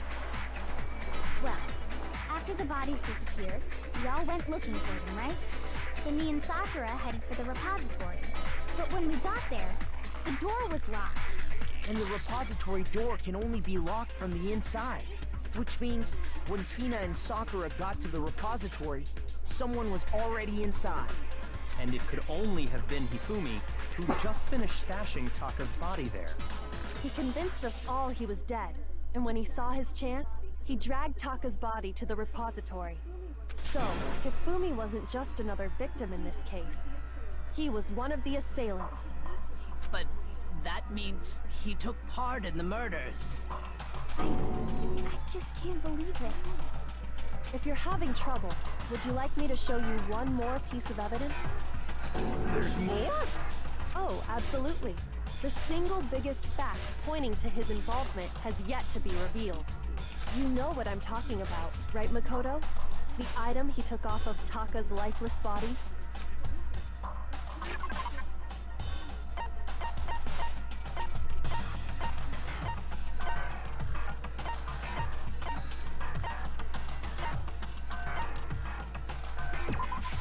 I got it! Back to the story.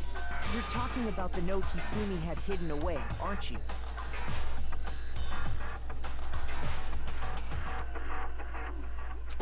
Hidden note? That's right. We found it stuffed in his pants. What? In his pants? Yes, his pants. Okay, well, forget about the pants for now. Take a look at what the note says. I found a hole. Maybe we can use to escape. Monokuma can't find out, so don't tell anyone else for now. Let's meet in the equipment room at 6 a.m. That's the note I was telling you about. The one that told me where to go. Huh? Wait, this one's a little different. In my note it said, Monokuma can't find out, so don't tell anyone else for now. Let's meet in the rec room at 1 a.m. I see. Then this note isn't the same one Hiro got. It's not the same? In other words, the killer got in touch with another person besides Hiro. And that person could only have been... I got it! His pants. That's Yep, right. in his pants. Taka. The killer used this note to draw out Taka and murder him. Hello? Over here! Objection! Objection! I don't really understand what's going on, but Hifumi had that letter, right? So whoever wrote it wasn't drawing out TikTok, they were drawing out Huffy! Just to be clear, TikTok is Taka and Huffy is Hifumi, right? Ugh! Yes! Why must you ruin it every time? Man, this side is seriously scary, but still. I can't let her get to me.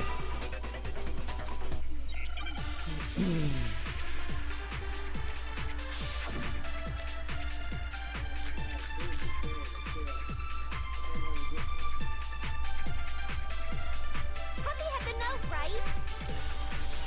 Then the person it was intended for must have been Huffy! But remember what the note said. What time did it say to meet? 6 a.m., I believe. The time doesn't matter! The note has nothing To do with TikTok. No, that's wrong.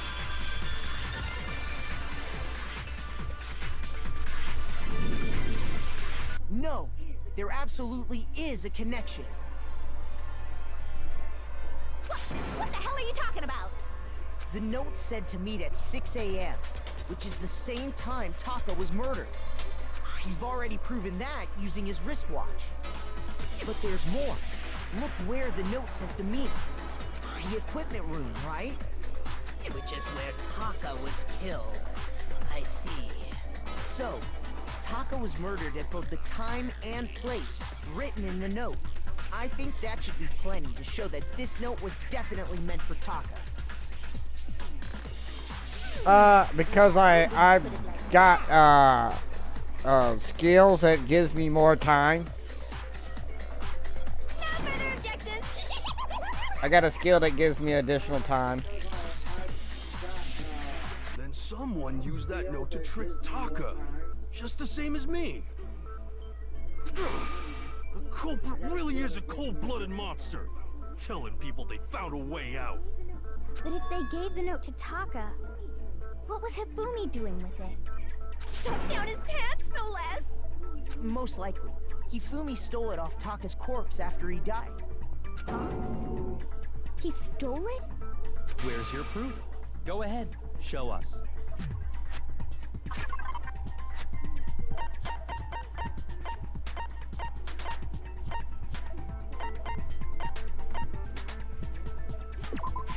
I got it! When I Those searched teeth. Taka's What are you body, talking about? I saw that his lifeless hand was gripping a small scrap of paper.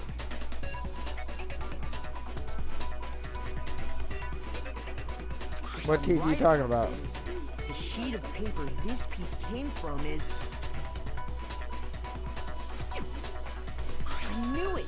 It fits perfectly with the note we found hidden on Hifumi. Then Taka's scrap and Hifumi's note. Yup, they're from the same piece of paper. Hifumi had the note meant for Taka, while Taka's corpse still grasped a small piece of that note. There's only one way to explain it. Taka died clutching the note. Hifumi tried to free the note from his death grip, leaving behind only one small scrap. Did I get all that right? That means Hifumi knew the note was important. Exactly. Which proves that he was an accomplice in the murder. Whoa. Yeah. After seeing all this, Hifumi was super involved in this whole thing for sure. In fact, he was behind the whole thing. In fact, he's still alive! This guy's an idiot. Sorry, no.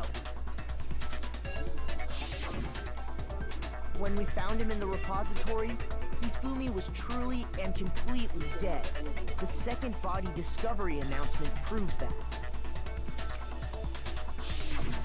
So then, who killed Hifumi? Whoever did is the mastermind, the true killer. He was killed in the repository. So he must have been killed not long after transporting Taka's body. So, he must have been killed after Taka's body vanished, but before we found both bodies in the repository. During that time, we'd all split up and were searching for Taka's missing body. In other words, during that time, none of us have alibis. Wait, but me and Sakura were together. Stop trying to steal the spotlight, you stupid walrus! Who are you calling a walrus? Anyway, when they were killed bothers me too. But there's something that's been bothering me even more. And what might that be? The weapon they used to kill Hifumi. The weapon? Yeah, because I mean, according to the Monokuma file, the way Taka and Hifumi were killed was almost the same, with them having similar fractures and all. But Justice Hammer 3 and 4 were still laying around in the nurse's office and equipment room, right? So if Hifumi was killed in the repository, the culprit would have had to grab one of the hammers, kill Hifumi, then put the hammer back where they found it. But wouldn't that be seriously risky for him? I'm surprised. It seems there's some semblance of a brain knocking around that skull of yours after all. Hell yeah, it's packed in there good and tight. He's right, though.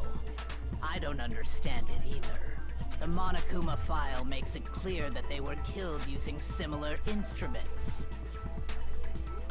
But if the hammers were already laying around those other rooms...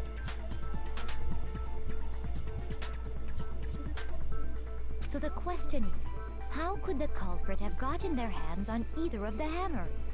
Personally, I haven't a clue. So which hammer was used to attack Celeste? Number 1 or number 2? Those were accounted for in other rooms too. And I don't think either one is big enough to kill someone. Then... Is it not possible they used a different weapon? I don't think it is possible. They were both killed with the same kind of thing, right?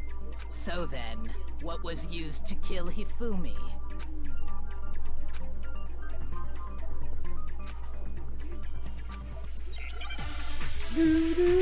More argument.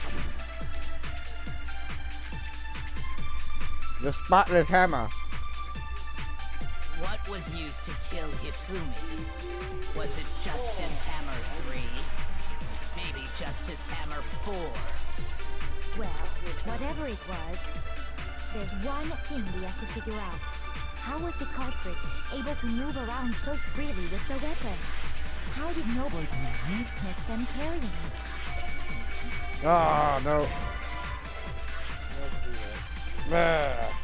Shoot! What was used? Was it justice? Maybe justice and whatever. One, then how was the culprit able to how did nobody witness them carrying it? Sounds like a justice hammer. Why is this about to make its appearance? Shoot! I'm failing so bad on this one. Okay. What was used? Was it justice? Maybe justice and whatever. One, then how was the culprit able to how did nobody witness? Sounds like a justice hammer 5. Visit check out murdergear.com/hammertime for more info. Well, one thing seems pretty clear. The murder weapon had to be one of the justice hammers. There we go. No, that's wrong.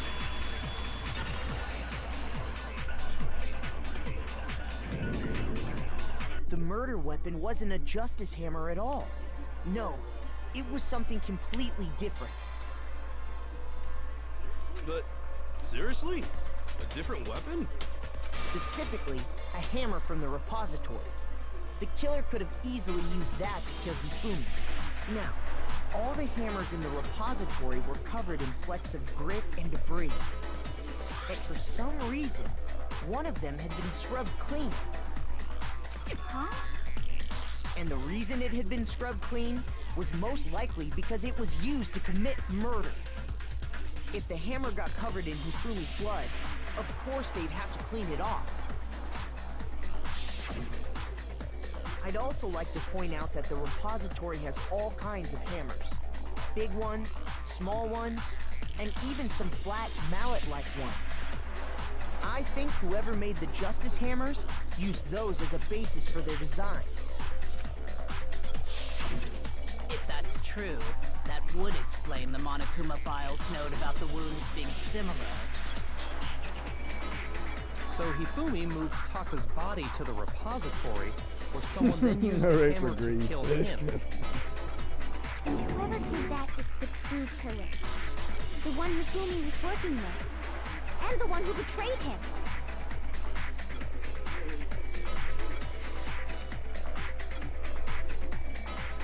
Hold on a moment. I still think it's strange to assume someone was working together with him. The way the graduation rule works, there is no benefit to helping someone else carry out a murder. So the idea that anyone would work together like that is simply ludicrous. We talked about this, did we not? We did talk about how there wouldn't be any reason for anyone to work together. At least that's what we thought at first, but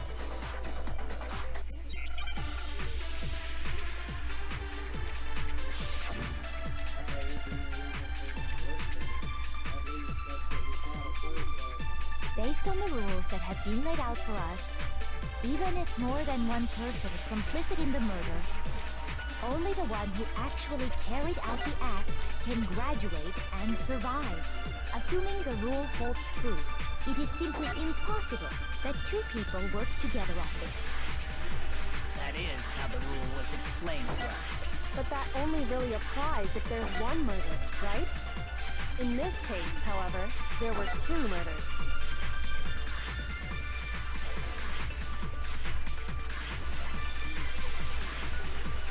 Based on the rules that have been laid out, even if more than one person, only the one who actually carried out the act, assuming the rule holds true.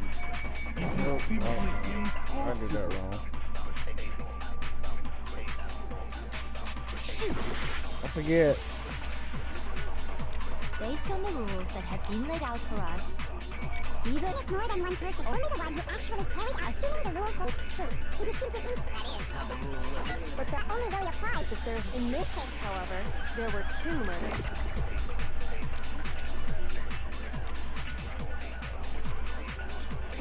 based on the rules that have been laid out, even if more than one person, only the one who actually carried out the act, assuming the rule. No, it's wrong.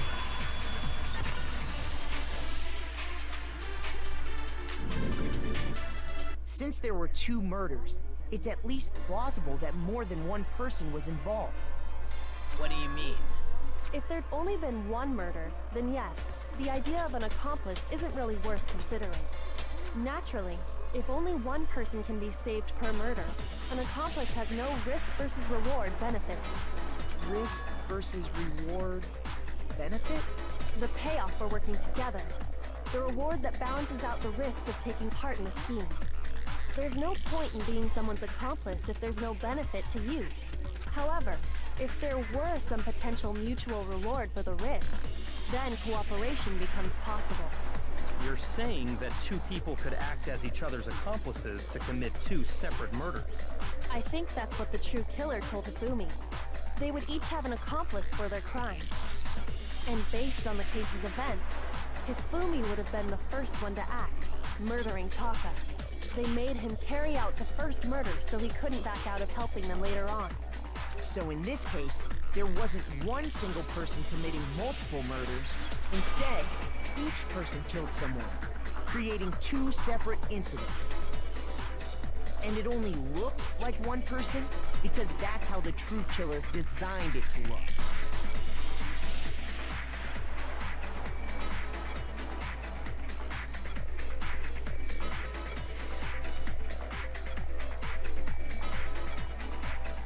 A single suspicious individual, a similar weapon used in each crime, disappearing bodies. By creating one seamless set of circumstances, they made it look like one person was behind it all. Y'all crazy. I love y'all. The mastermind picked their target and managed to convince him to go along with their plan.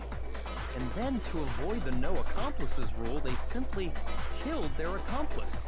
Which, if true, means that betraying Hifumi was part of the plan from the very beginning. That's just awful! How could anyone be so cruel? You think so?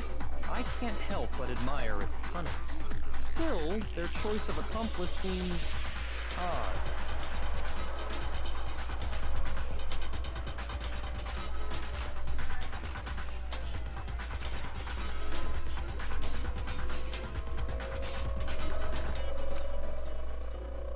You think about, oh, I should be reading this, huh? Da, da, da, da, da.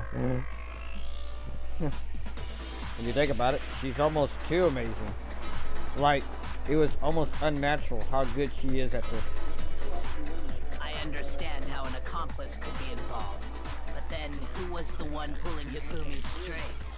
That's problem numero uno right now. Carry out a number of actions and end up murdering him. In the debate up till now, the way the case has unfolded, when you consider all that, there's really only one person who seems to fit.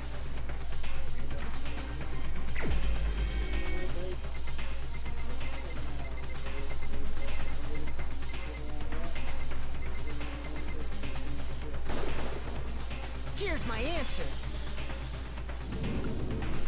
It was Celeste. Ah, so I'm the suspicious individual now, am I? I really do hate this kind of joke. A joke? I wonder. So what you are saying, then, is that I specifically chose to work together with Hifumi. The idea that I would choose to spend any amount of time interacting with him, that I would go within 10 feet of that shit-brained, that lazy, worthless, goddamn idiot! Pardonnez-moi. Just to be clear, there is evidence to support it. Is that so? It is. Throughout the investigation, there was certain behavior that was common only to the two of you. Considering what we've learned so far, it only further proves that the two of you were working together.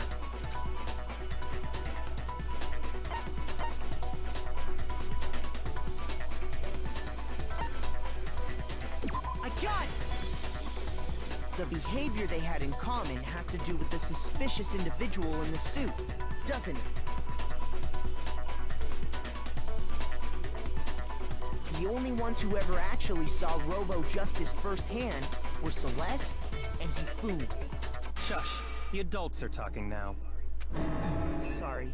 As he said, only Celeste and Hifumi ever laid eyes on the costumed individual. If we accept that Hifumi was one of the culprits, we can't help but suspect what Celeste has said as well. Are you saying everything they told us was a lie? After taking Hifumi to the nurse's office, we all began our search for this individual, correct? And not too long after that, do you remember what Celeste said? I saw a shadow, something moving around the top of the stairs.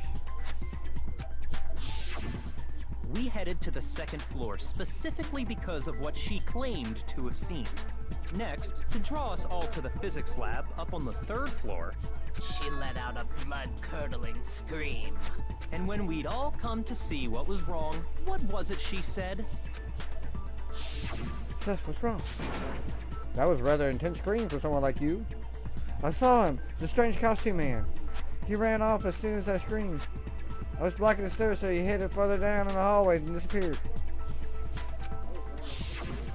Once she'd done her job of getting us all up to the physics lab, it was time for her partner to get to work.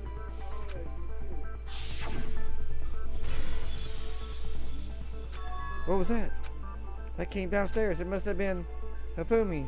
He's in the nurse's office. This is bad. Come on, we have to go back. It was to get us to divide into two groups, so that we would discover both bodies at the same time? In fact, Celeste was precisely the one who proposed that we split up. Then why don't we split into two groups? I'll lead the hunting party. That seems more interesting. Very well. Then Makoto and Hino come with me to the nurse's office. I'll leave the capture of the suspicious individual to Toko, Byakuya, and Sakura. Well, if Celeste and Hifumi were working together, all those chance events suddenly become connected. And on top of that, that piercing cry of yours early on.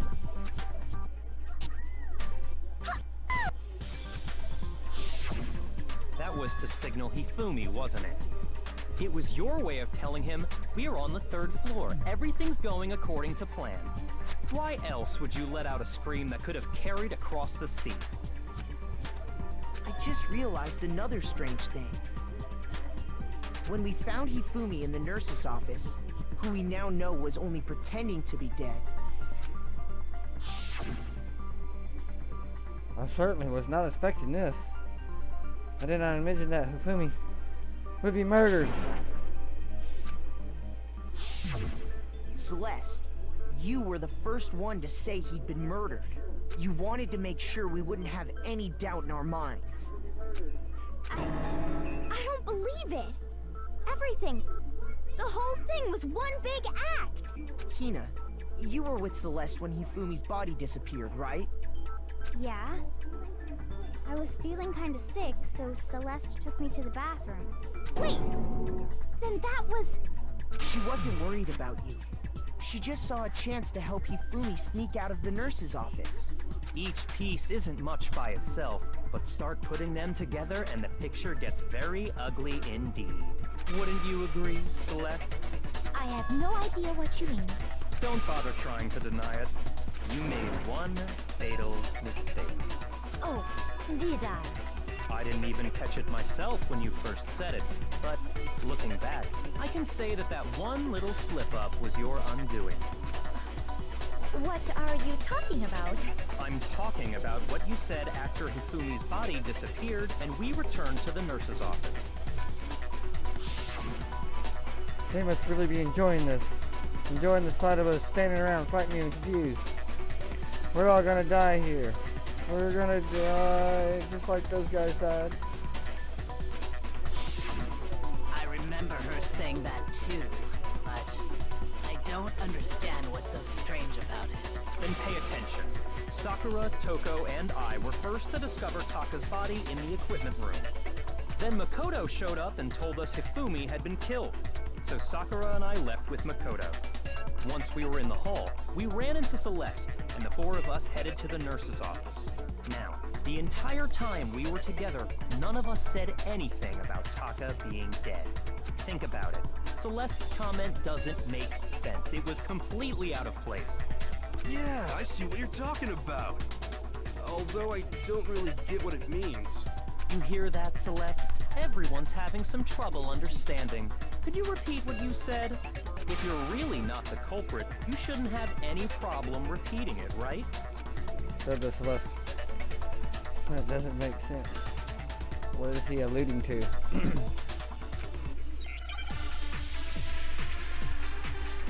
Make your argument.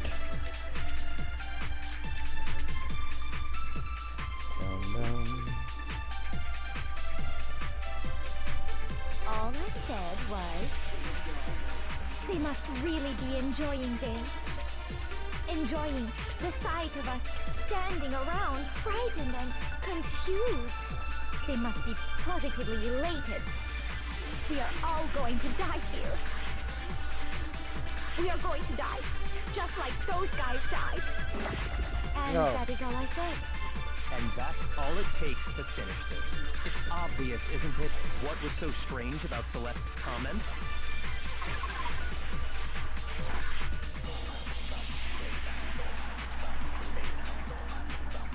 All I said was... They must really be Enjoying the sight of us. They must be positive. We are all going to die. We are going to die. And that is all I said. And that's All it takes to finish. What was so strange about Celeste's comment?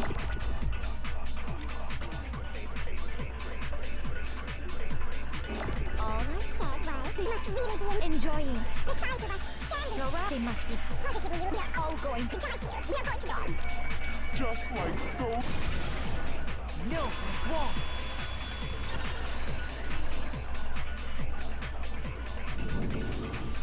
That's right. There's no reason Celeste should have said, just like those guys died. When she said that, none of us had told her Taka was dead. Exactly. And we didn't run into her until after we were all out in the hall. So there was never any chance for her to have seen his body in the equipment room for herself. So how did you know, Celeste? How did you know more than one person had been killed?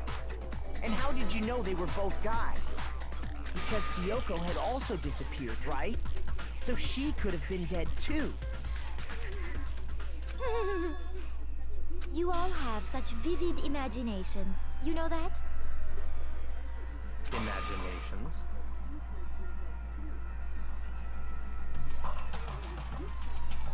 You claim that I was lying when I told you about the suspicious person I saw. Then what about the picture I took? How do you explain this picture of the costumed villain dragging Hifumi away?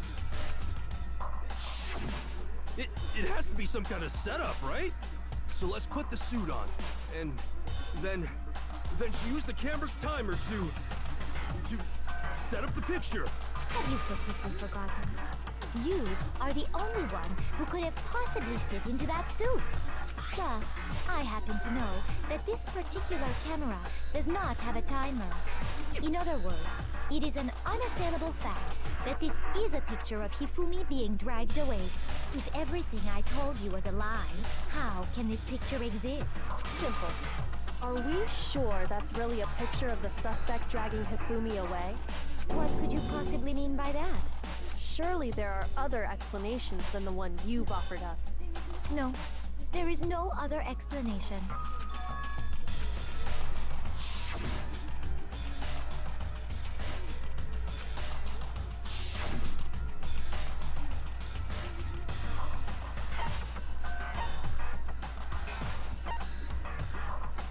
I got it! It's not a picture of the suspect dragging Hifumi away.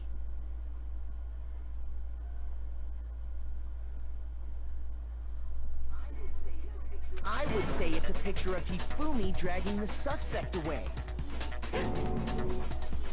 That's certainly within the realm of possibility. The one being dragged off in that picture isn't Hifumi, but the person in the robot suit. We've simply been led to believe that it's the other way around. And the strange costume might only exist to lead us astray even farther. If you saw someone wearing something like that in this situation, of course you'd notice and be suspicious. That's what happened! You put me to sleep and made me out to be the bad guy in all this! Such a thing is utterly impossible. Hifumi was dragging him away? Ridiculous. Is it? I don't think it's ridiculous at all. Then shut your mouth and allow me to educate you. Alright guys, I'm going to take a short break before we continue. I'll be right back.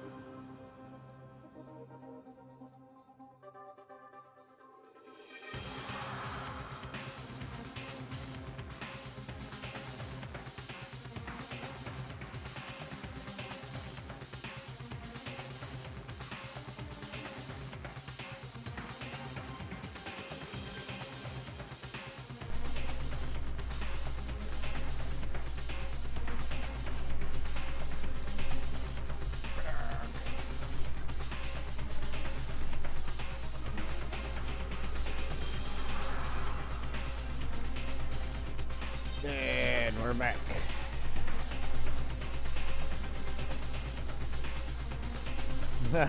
Yeah, he is. But is it really possible?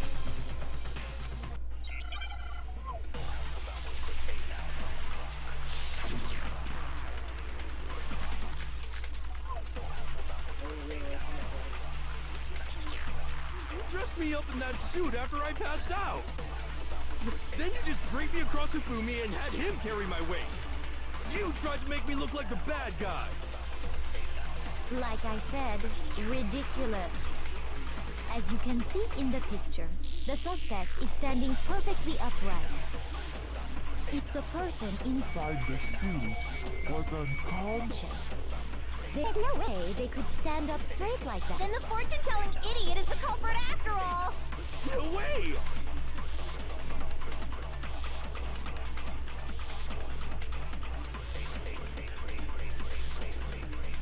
You dressed me up in that suit after I passed out.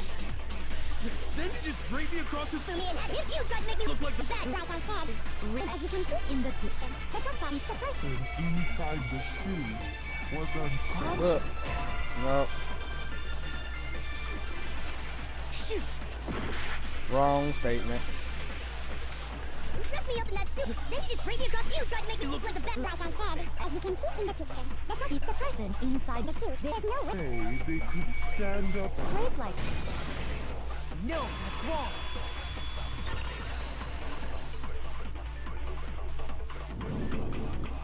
No.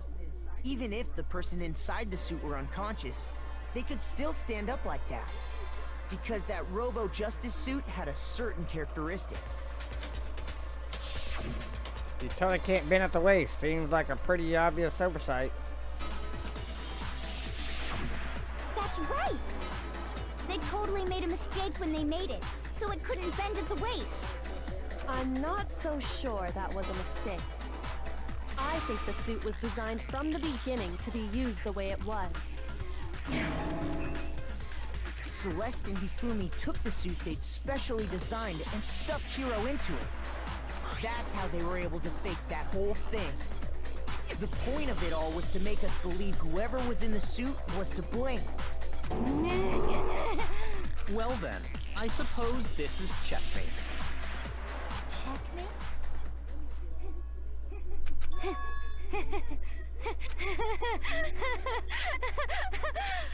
Don't make me laugh, you idiot! What do you mean, checkmate? Yes. Celeste? Clearly, you want to cram me into your little guilty box. Well, there's one little problem. Have you already forgotten what Hifumi told us as he lay dying? Who was it? Who attacked you? Who tried to kill you? Who killed you? That's right, I remember their name. Yasuhiro.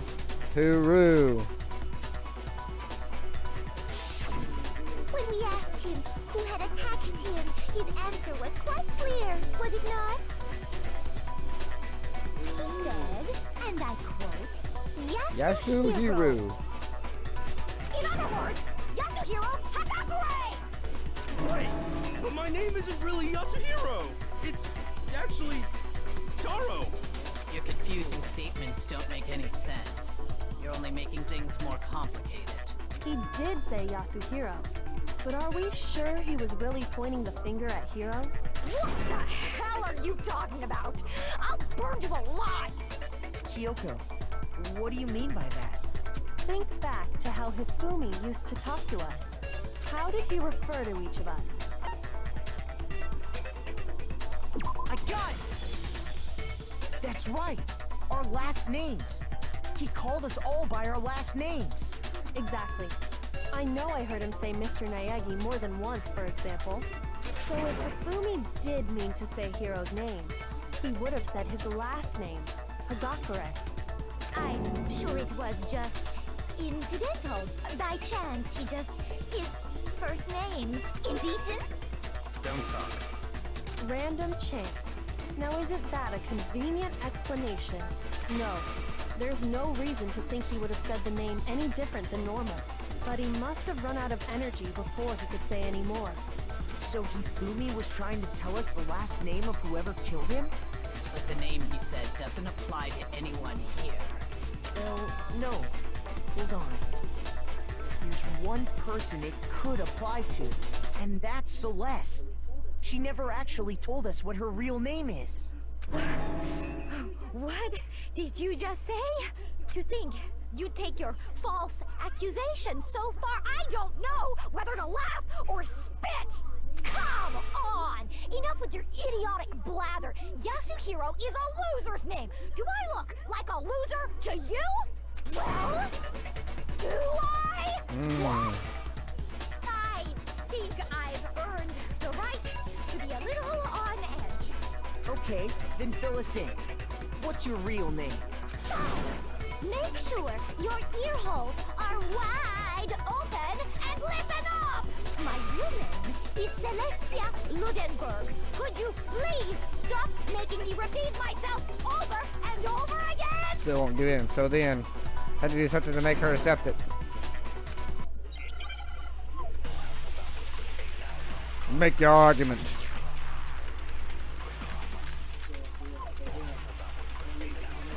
Hifumi was trying to tell us something. He wanted us to know the killer's last name, Yasuhiro. If there's one person here who might have that last name, It would have to be you, Celeste. You haven't told anyone what your real name is. How many times do I have to tell you? My name is Celestia Ludenberg! God damn it! How long do you plan to go on pretending? I'm not pretending. It's the truth. And since you have no way to contradict me, No, that's wrong.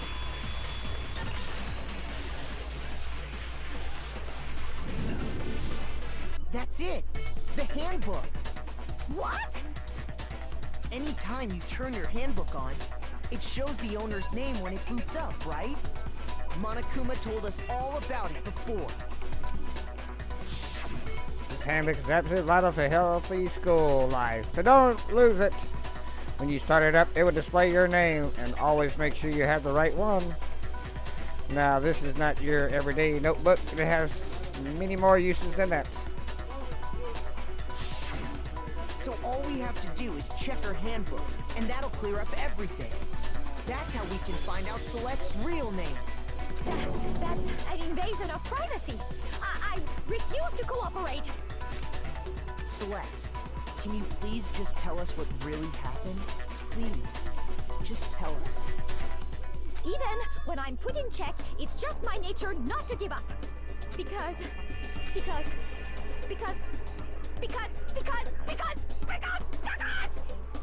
until the game's over, you never know what might happen. Fine then. Let me settle it. Let me go over the case again, from the beginning, and shed light on all your crimes. And that'll bring everything Alright, to an puzzle end. time. Closing arguments.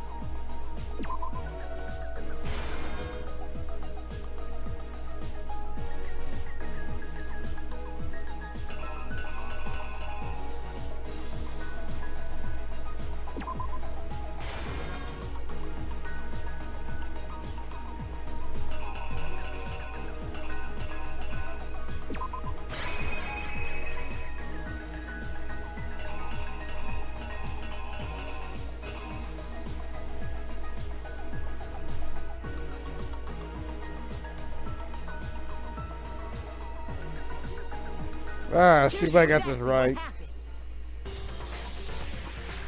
Before anything, the killer persuaded someone to help carry out the murder. And that person was...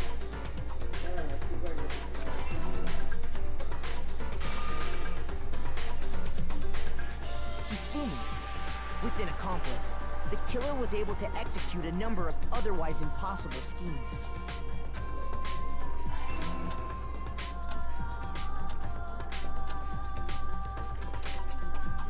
First, they convinced someone to meet them in the rec room last night at 1 in the morning.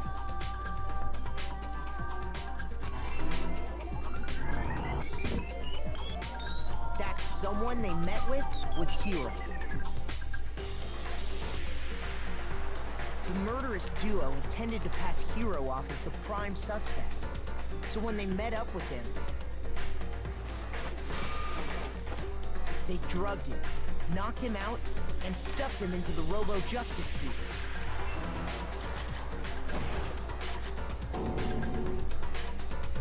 Next, Hifumi positioned himself to make it look like Robo-Justice was attacking him, while the killer used a digital camera to take pictures of the assault. They did all this just to create evidence that would put the suspicion on Hiro. When they were done with him, they shoved him, still unconscious, into the pool room locker.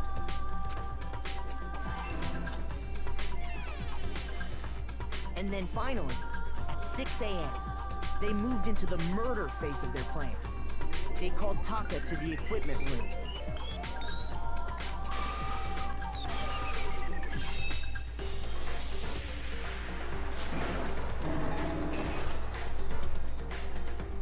And that's where Hifumi killed him, making it the scene of the first murder.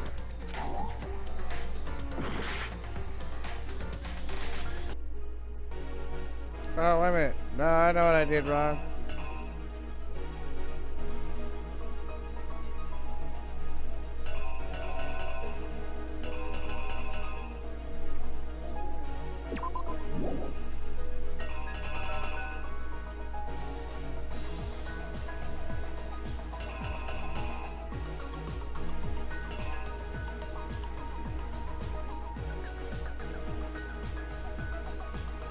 Oh, it should have been.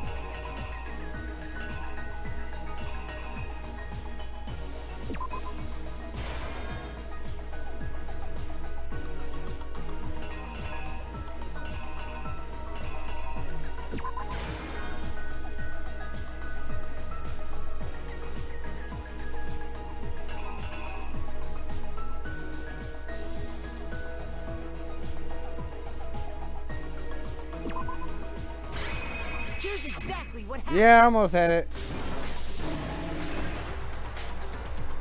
I think I got it And now. that's where Hifumi killed him, making it the scene of the first murder. I got the hammers wrong. The Had the murder wrong weapon hammer was wrong. Justice Hammer 4, which was left there in the equipment room. The reason hammer number 4 was used was to create confusion about the order of the crimes.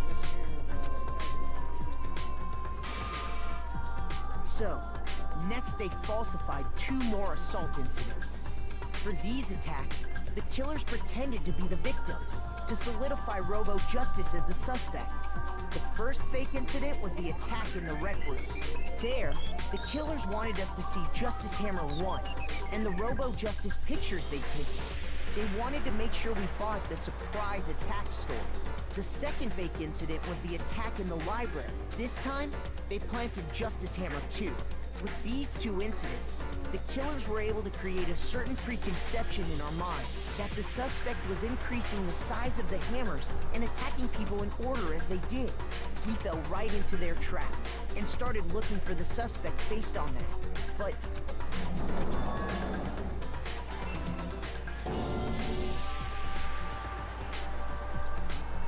while we did that, we left Hifumi alone in the nurse's office. This was exactly what Hifumi was hoping for.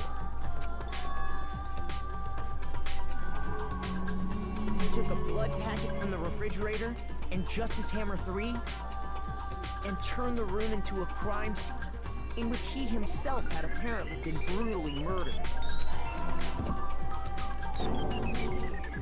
He let out a scream to draw us back. And when we returned, that's Hello, what we found. Kyoko. How you doing? Back again. Hey, and ho, how you doing?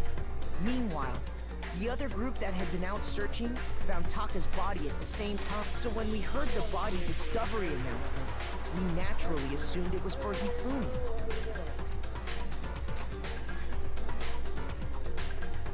We left the nurse's office, and Hifumi once again took advantage of the situation. He simply got up and made his escape. When we learned his body had disappeared, we all rushed back to the nurse's office. And once again, Hifumi had the chance he was waiting for. This time, he snuck into the equipment room.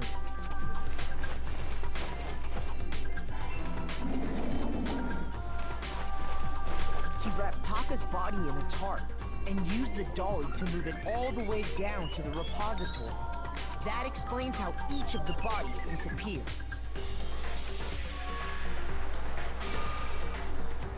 But even Hifumi didn't know what the true killer had in mind for their final act.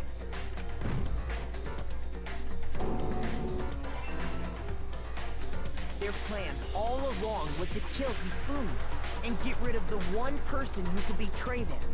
And they did it using an ordinary, everyday hammer from the repository. That should cover everything that happened in this case. And the villain behind it all is...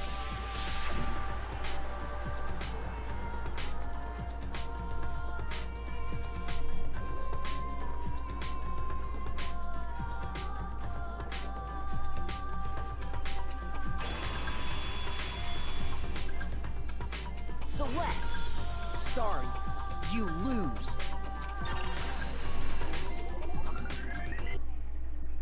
I lost? When was the last time I was forced to utter such words? They hang heavy around my neck. Then you admit it? You're the killer? Listen to you, trying to take charge, as if you're my private instructor. I, Celestia Ludenberg. Actually, no. Taiko Yasuhiro is fine. Taiko? So, you finally accepted it. I'm the kind of person, once I've lost, I don't like things to drag on. Interesting.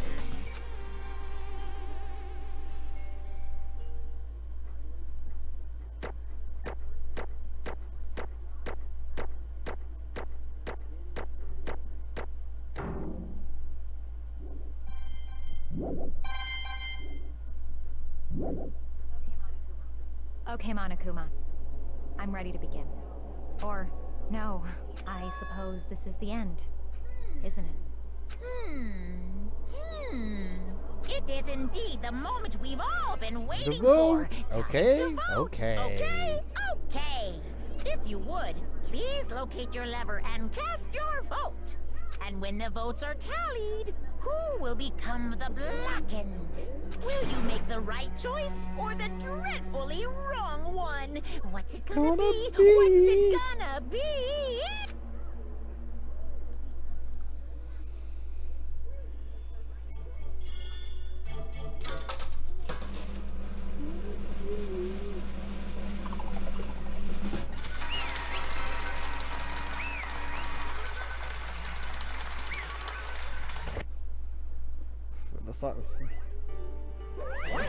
It's basic like formality at this point, but once again, you're totally correct. The black in this time, the true killer who devised the whole stinking scheme was Celeste Lundenberg, or most precisely, Taku Yasu. Honestly. Well, that sucks. I guess trying to work with someone else was a mistake after all. Hifumi's was beyond my calculation. So really you did approach Hifumi with this plan. But how did you get him to agree? I can't imagine he would have happened to agree to committing murder. I'm sure she relied on specific specialty lying. My specialty? Don't make me laugh. I didn't have to lie to get him to agree. Then did you use, I knew you figured out, Kyoko. You're absolutely right. Ufumi, to act as my accomplice, I used her. For everyone who's still left, I avoid mentioning it by name, but it was the one thing Ufumi and Taka were both super into. Does she mean she's talking about alter ego? What are you talking about? Don't interrupt. Just a second. We're in the middle of a very important conversation here. I'm totally out of loop, as usual. How sad. Then you're the one that stole it. That's right. Indeed. And you use it to drag Fumi into the plan you come up with. Right again. Last night, after we had our little meeting, how it disappeared, I paid Fumi a little visit. What are you doing here? Actually, I was hoping I could talk to you alone. It's all about what was stolen. I know who did it. What? are you okay with this? It was Taka. He stole it. What? And I approve. Would you like to see it? Then, As it turned out, I found a use for that digital camera. I've taken you know what to Taka's room earlier and took a picture of it there. I deleted the picture as soon as it showed up to Hifumi, of course. I showed it to Hifumi. So it was him. But how did he do it? She was supposed to yell if either of us got close to her. You're correct. Which is why Taka forced me to steal it. What? Say what? Please forgive me. As He for threatened me- me. He did. Oh. He came to my room last night for me- unannounced, and then it was hard for me to even say. He abused me. What? What? And he took pictures. He said if I didn't do as he asked, he would show them to everyone. I had no choice. Damnation! That's a crime. Absolute crime. I knew he was going a little crazy, but I never imagined he would go that far. It was amazing how completely he bought it. I can't express how enjoyable that was. I'm about to say something I never said before in my life. I'm gonna kill him. I'm gonna fucking kill him. Unforgivable! Wait, please. If you most go now, unfortunate. you'll be playing right into his hands. Huh? Taka's planning to use her to escape. And he has made you his target. Escape? You don't mean Taka is going to try to kill you. What? And all so he can keep her to himself. That bastard. Bastard. Can we allow him to continue these barbaric acts?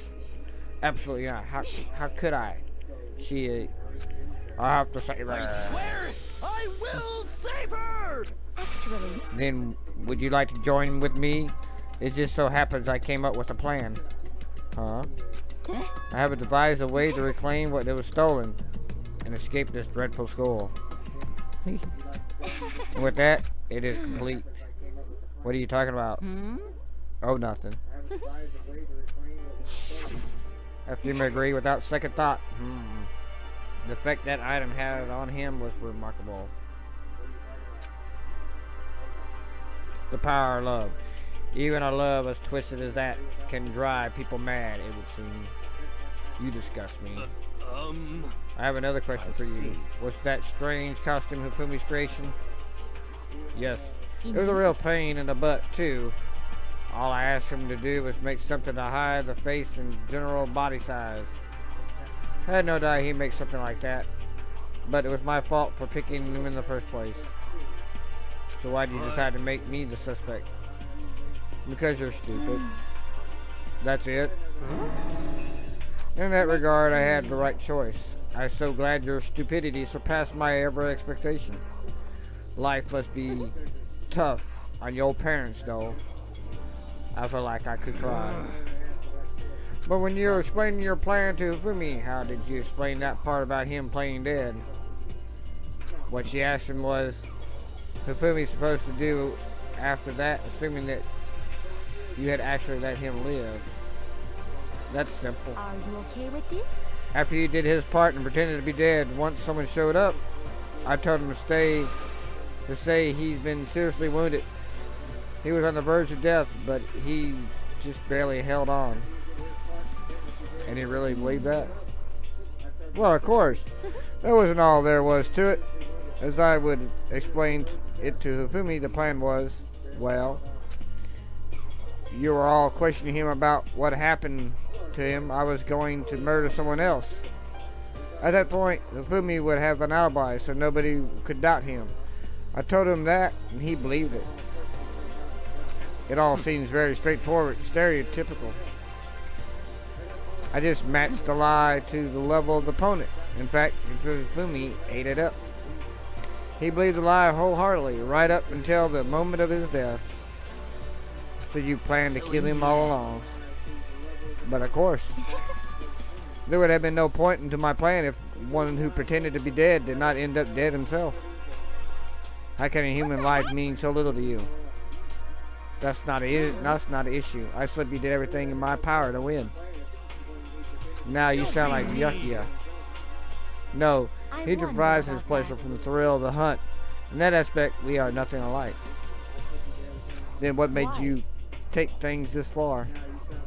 Was it really just for the money? Are you talking about the $10 million Monokuma offers? That is a lot of money, that's true. And that's not all there is to it. For the moment our new life began here, my only thought has been escape. But all along you've been saying how we should have accept living here. Obviously that was a lie. Like, oh? I couldn't take it. I hated it from day one. More than anyone anywhere else in here. I wanted to get out every day with a fresh torture. And do you want to know why, huh? Because I had a dream.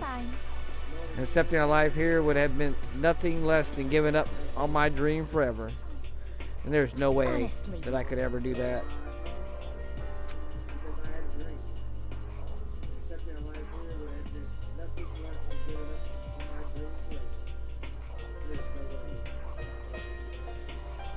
And understand, in the underground world of gambling, I risked my life to make a metaphorical killing. And if it was all for that dream. And what was this dream of yours? To live in a European castle. A castle.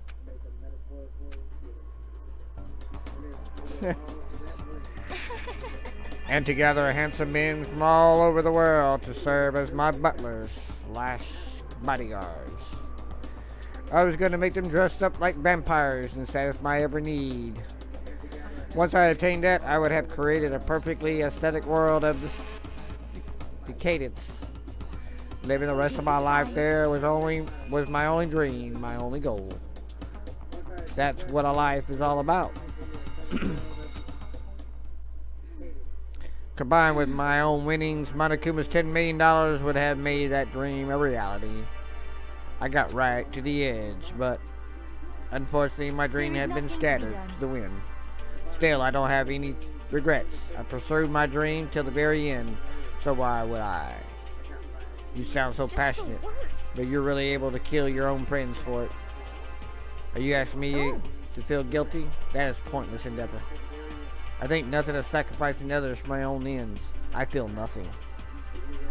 That's all there is to me. That's what makes me complete. It's terrifying how different our values are. There's simply no room for understanding. That's what we should be saying. Plus, how can you be so calm? Do you realize you're about to die? Why aren't you scared? My ability to lie is unrivaled, and I take pride in that. And not just other people. I can even fool my own emotions. The consciousness deceives the unconsciousness. And that's why you're not scared. That's right. I do not fear death. Kill me, however you like. But you know, if I could be reincarnated, if I had a choice, then I think it would come back as Maria Antoinette. You'd just get executed again. Let's smile then. When she did, it looked to me like a poor effort to force it. She claimed she could pull her own feelings, but that statement itself must have been her final lie. And that weak, fake smile It's what betrayed her. Oh, well, all done. Okay, then let's get rolling. The black can disturb the peace, disrupted the peace, and must pay the price. Now then, I prepared. I prepared a very special punishment.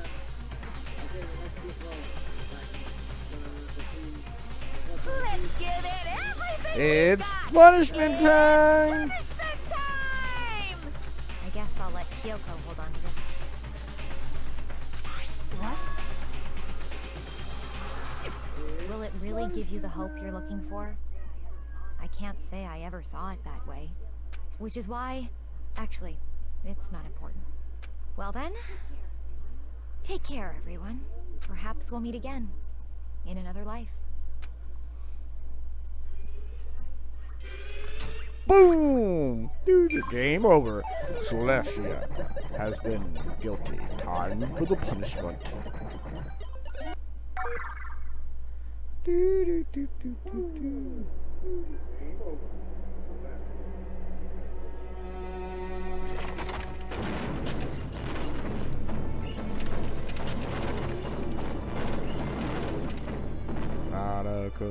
Monokuma, the burning of the rest of the field, which...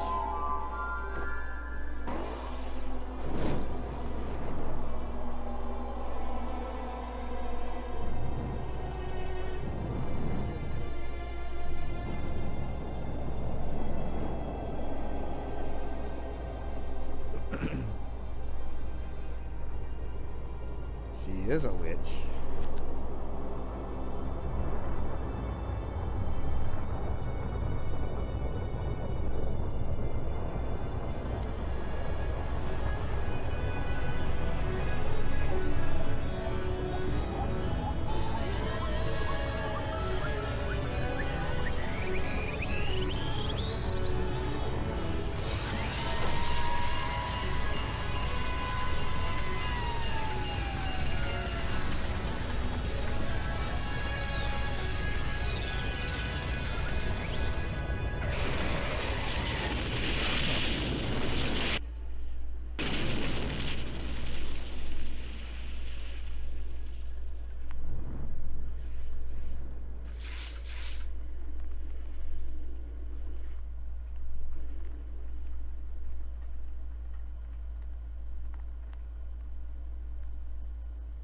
And that, ladies and gentlemen, is the punishment for Celeste.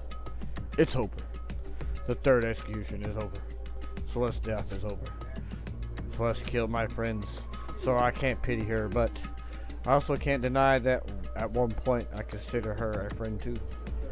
And for him to just come along and... Isn't it just awful? Someone couldn't cut free of their regrets from the outside world, so more people had to die. You guys are still young. You need to place more value on your life. Geez. And here, I thought you guys were going to pass the torch of hope to the next generation. What do I care about hope? I threw it in the trash. If you just let me out of here. You're all the embodiment of hope, whether you like it or not. And it's my destiny to knock you down one by one. And it's sad, yes it is, but that reality just can't be avoided. Don't talk like you're not responsible. How long are you gonna make us keep going through this? What do you want from us? God, I'm so sick of people asking me that. Give it a rest already. So anyway, Kyoko, did I see you get some kind of key type? Hey! Hey! What? So then... You...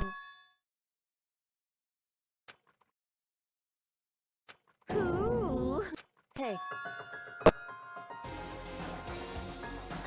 Ooh! How exciting!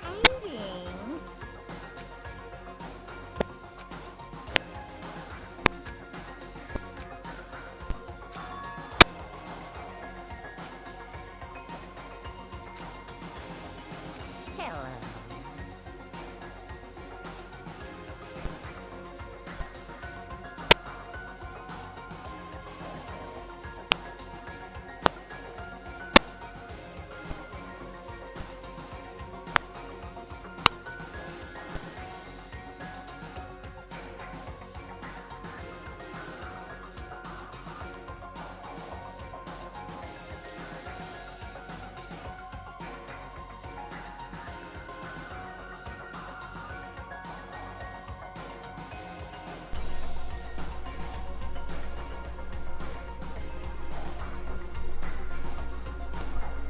Yes, I know.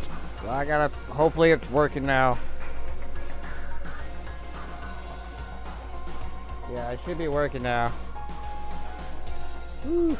Yes, I know. Hopefully, it's working now. This darn thing keeps breaking. I don't know why.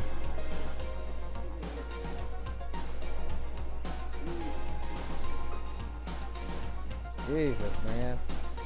I don't know why it keeps doing that. It's not like I'm pulling on it or anything. It shouldn't be doing that.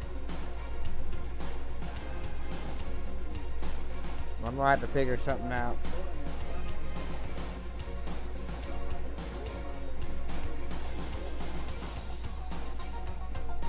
I might have to replace that front USBs up there. No, it's the USB ports is what it's doing. It's somehow coming out of the USB is coming out of the USB port, or it's not tight enough. I might have to squeeze it or replace it somehow. Meanwhile, you guys can go and enjoy your school life.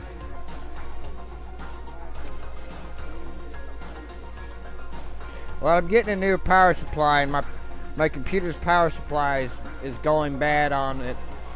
So I can't even turn my computer off, otherwise I might not be able to turn it back on. So, that's the reason why I'm not streaming Wednesday, is because I'm replacing the power supply, and I might just try to work on that part as well.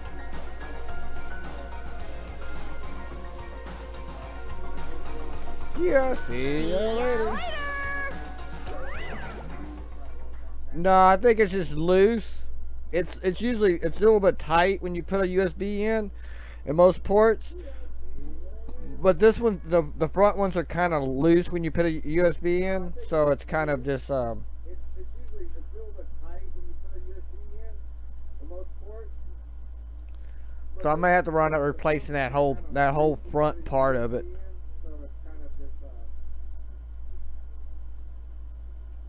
So when I'm replacing the power supply Wednesday, I'll probably replace that part as well.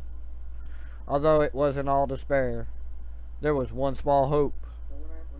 Hey Kyoko, Monokuma already mentioned it, but was that the key Sus gave you? Most likely. So... It's a key to one of the dressing room lockers. What? Then that means Celeste probably hid it in there. I suppose sometimes it's easy to miss what might be beneath your nose. Well, then we better go check. Good idea. Indeed.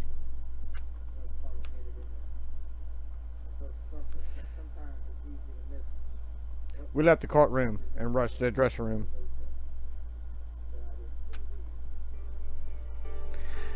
We approached the dressing room. Kyoko looked back at us and said, "I'm going to go on alone from here.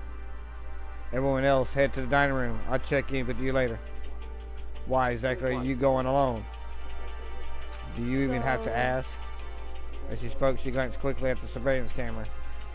That's not what I meant. Why you? Still, the risk of spies, you know. Then I'll go too. You, please let me go. Standing here arguing is going to draw more attention to us. Huh, do whatever you want. Thank you, Byakuya. Then it's up to you now. I'm going to go to the dining room hall, okay? So Makoto and Kyo are going together? Does that mean what I think it means? Good luck, Makoto. Girls like her are like total pushovers when you show a little backbone. Try to forget what Hina said. Everyone decided to go to the dining room, leaving me and Kyoko there alone. Shall we go? Shall we go? Yeah. When you get into that locker, Kyoko took the keys, had given her and unlocked the locker. As the locker swung open, we saw... Good morning! It's been a while, hasn't it? It's safe, thank goodness. Never heard Kyoko sound so relieved. It was like she was speaking from the bottom of her heart. I did just what Celeste asked. I didn't say a word. I stayed quiet the entire time. Oh, and I think I might be able to open the last set of files soon. Maybe as early as tomorrow. I'm doing my best, so please wait just a little while longer. So now we can officially say the case is closed. As far as the incident is concerned, sure, but can we take a second since we have this opportunity? I wanted you to be honest with me. Kyoko, please tell me, what are you trying to do all on your own here at the school? Is that why you wanted to come here with me? Regardless, that's something you need to know right now. I don't need to know. That just makes me even more worried. Worried? What? Like, what happened during the investigation time? You disappeared and we didn't see you again. Without warning, without explanation. When did you do that? It's only natural that they think I'm the mastermind spy, right? And you too. No. I believe in you. You believe in me. What? Isn't it obvious? People believe in their friends, right? That's why I want you to tell me. I want you to believe in me too. Because we're friends. I understand. Then maybe I can believe in you. Just a little bit more. Then, fine, I'll tell you. That's fine. I'll tell you why I've been disappearing and where I've been going. You see?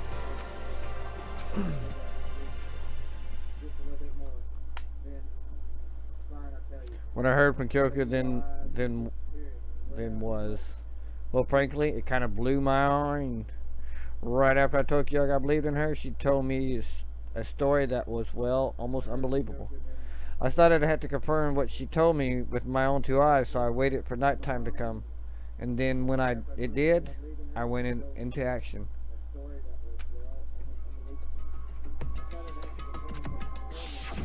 The boys' bathroom on the second floor doesn't have a surveillance camera or monitor in it. And in the storage closet there, way in the back, she said way in the back of the boys' bathroom storage closet, but could Kyoko really be right about this?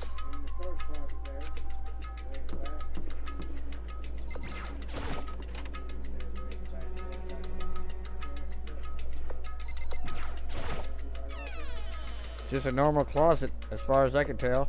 The secret girl told me about it. Could it really be hidden here? She said it was way in the back of the storage closet. But I mean, seriously. Without thinking, I placed my hand on the back of the storage closet, and suddenly, as if I were being yanked in, ka-chunk. At the same time, I heard that sound. I fell through the wall. I had no idea what was going on. Thump. I had fallen in the back of the storage room closet. Huh?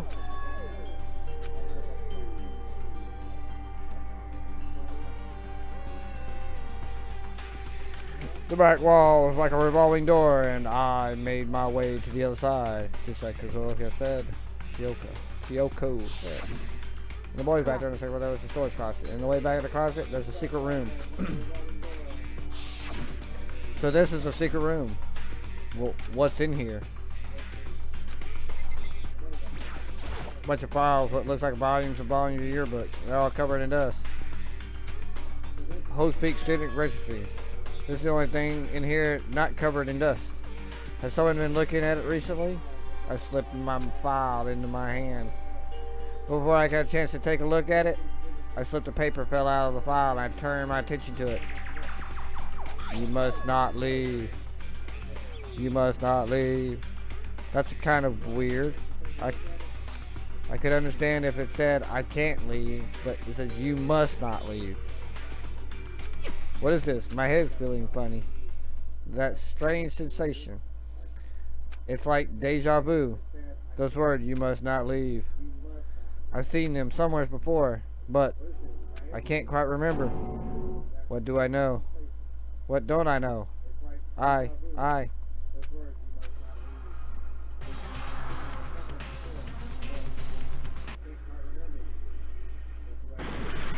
A strange sound rang out through my head. It felt like it was shaking my brain back and forth. And then, darkness. I don't understand what's happening. I don't know what started it. It's all over. And with that, I opened my eyes. I didn't know how long it had been. Ow. Apparently something hit me and I lost consciousness. That all I understand. Don't know. The throbbing pain in my head proved that much at least. I empty bookshelf. Huh? Empty? Gone? It's all gone. The yearbooks, the student registry, and even the nut that fell on the floor. It's all gone. What does this mean? My brain refused to do any more work. The instant pain in my head began to spread across the rest of my body. For now, I should go back to my room and get some rest.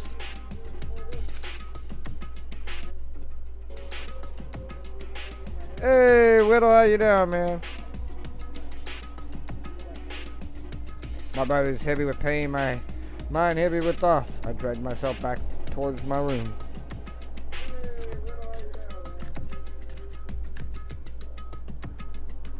Somehow I made it back to the first floor of the school.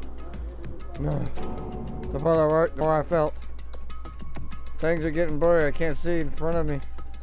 I couldn't see myself. I'm collapsing right there. And after that, huh? As in the vast distance, I heard a sound. It was faint but undeniable. That sound. It's coming from the gym.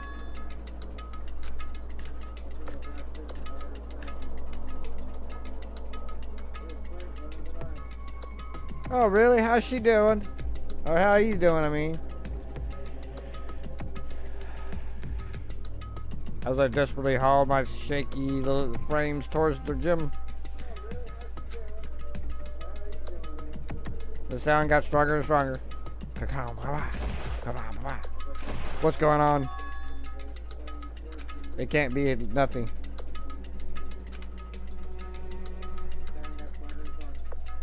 Here in the gym.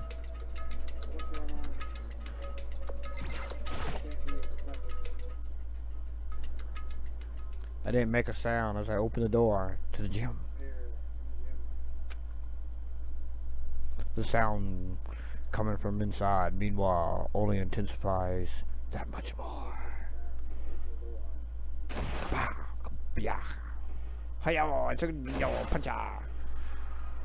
Bunch of words that I can't even pronounce.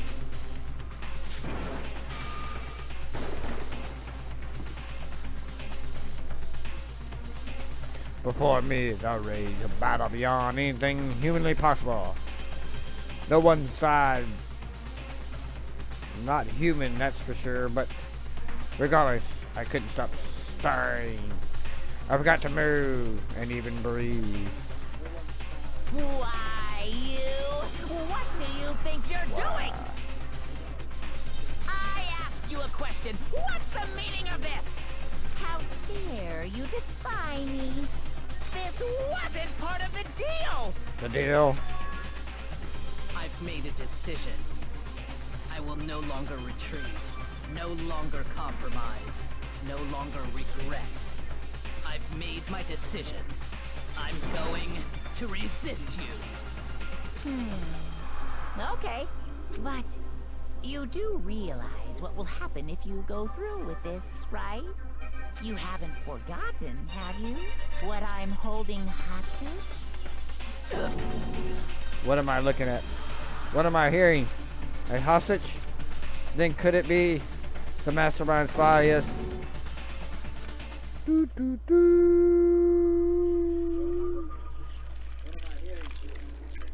The next generation.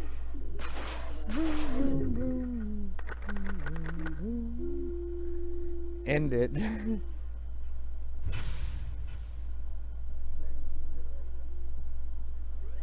End it. You received Super Robot Desert Present. Do you want to continue? Yes. No.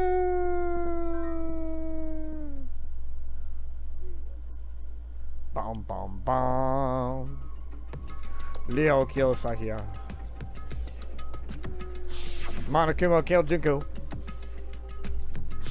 Leon got executed. Mondo killed Chihiro. Mondo got executed. Hifumi killed Taka, and then Celeste killed Hifumi. And then Celeste got executed. Boom, boom, boom. And that brings us up to now. The next morning in the dining room, the day after Celeste's case. So now there's only 5 of us here. Only a third of the number of people what we started. Loneliness has been commonplace, becoming a commonplace. That's true. Still.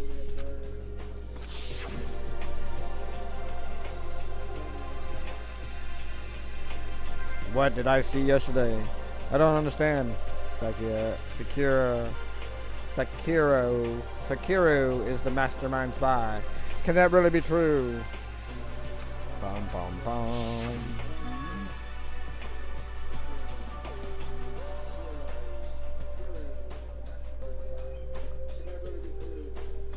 Oh, great. I don't know why my cat box fell.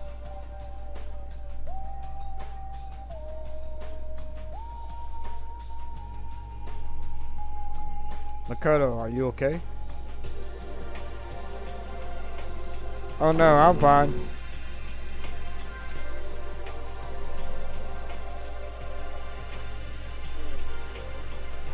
I can't bring it up in front of the others. If I did that, it would just confuse everyone that much more. Okay, in that case, let's eat till we pass out. What do you mean in that case? Well, because look how scary everyone looks. It's got to be because you're all fighting an empty stomach, right?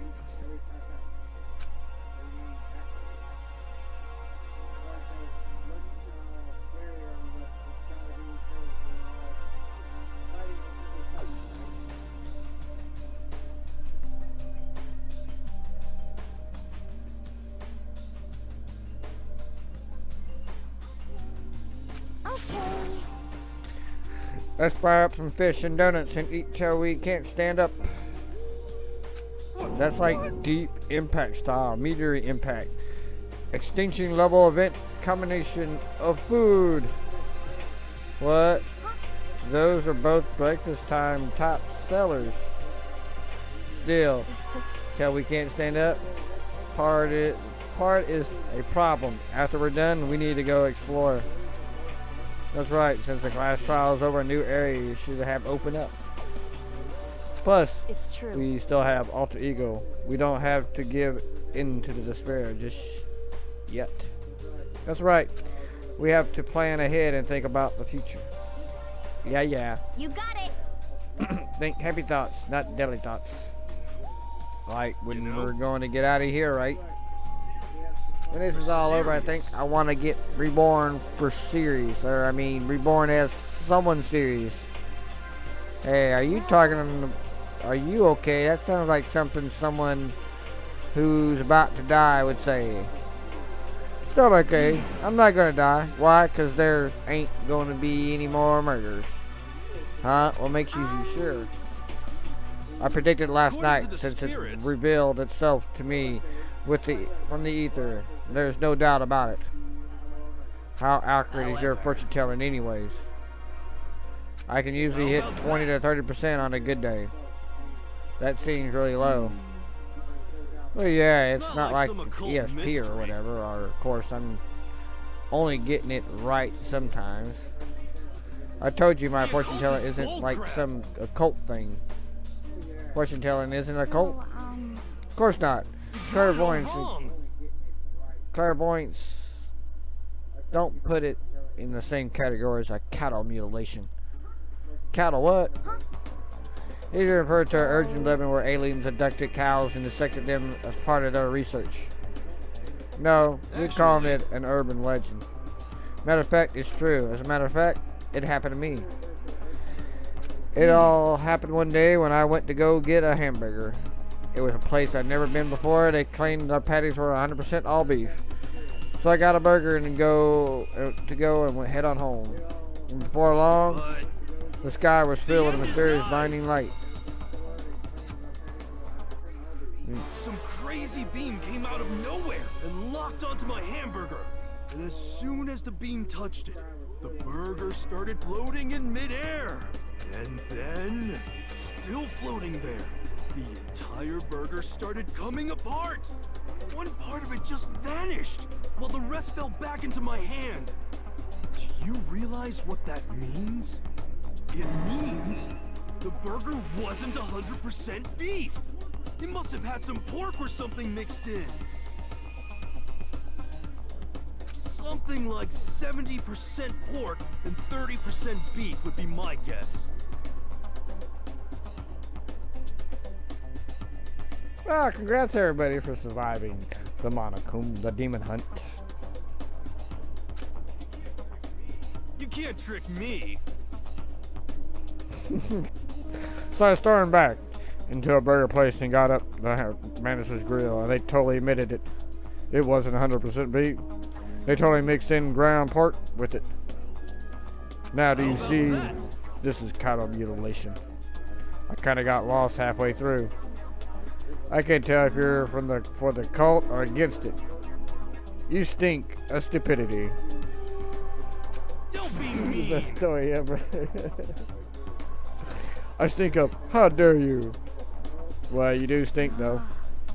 That's fine. That's fine. Anyways, I hope your predictions turned out to be true. Well, at the very least, I won't murder anyone. Me either. Yeah. I mean, I would never. Me either. Of course. No, I. Indeed. That goes for me too, of course. Could never kill any of my friends. I felt like those words of encouragement were helping us get along together as one. With much sacrifice and hardship, we finally become united.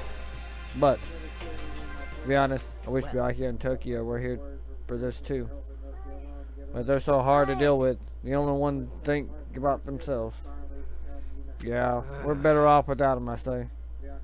That was enough to prove we were united for the time being, but within that bond hid weakness and fragility. Chapter 4. Dum dum dum dum dum. All-Star Apologies.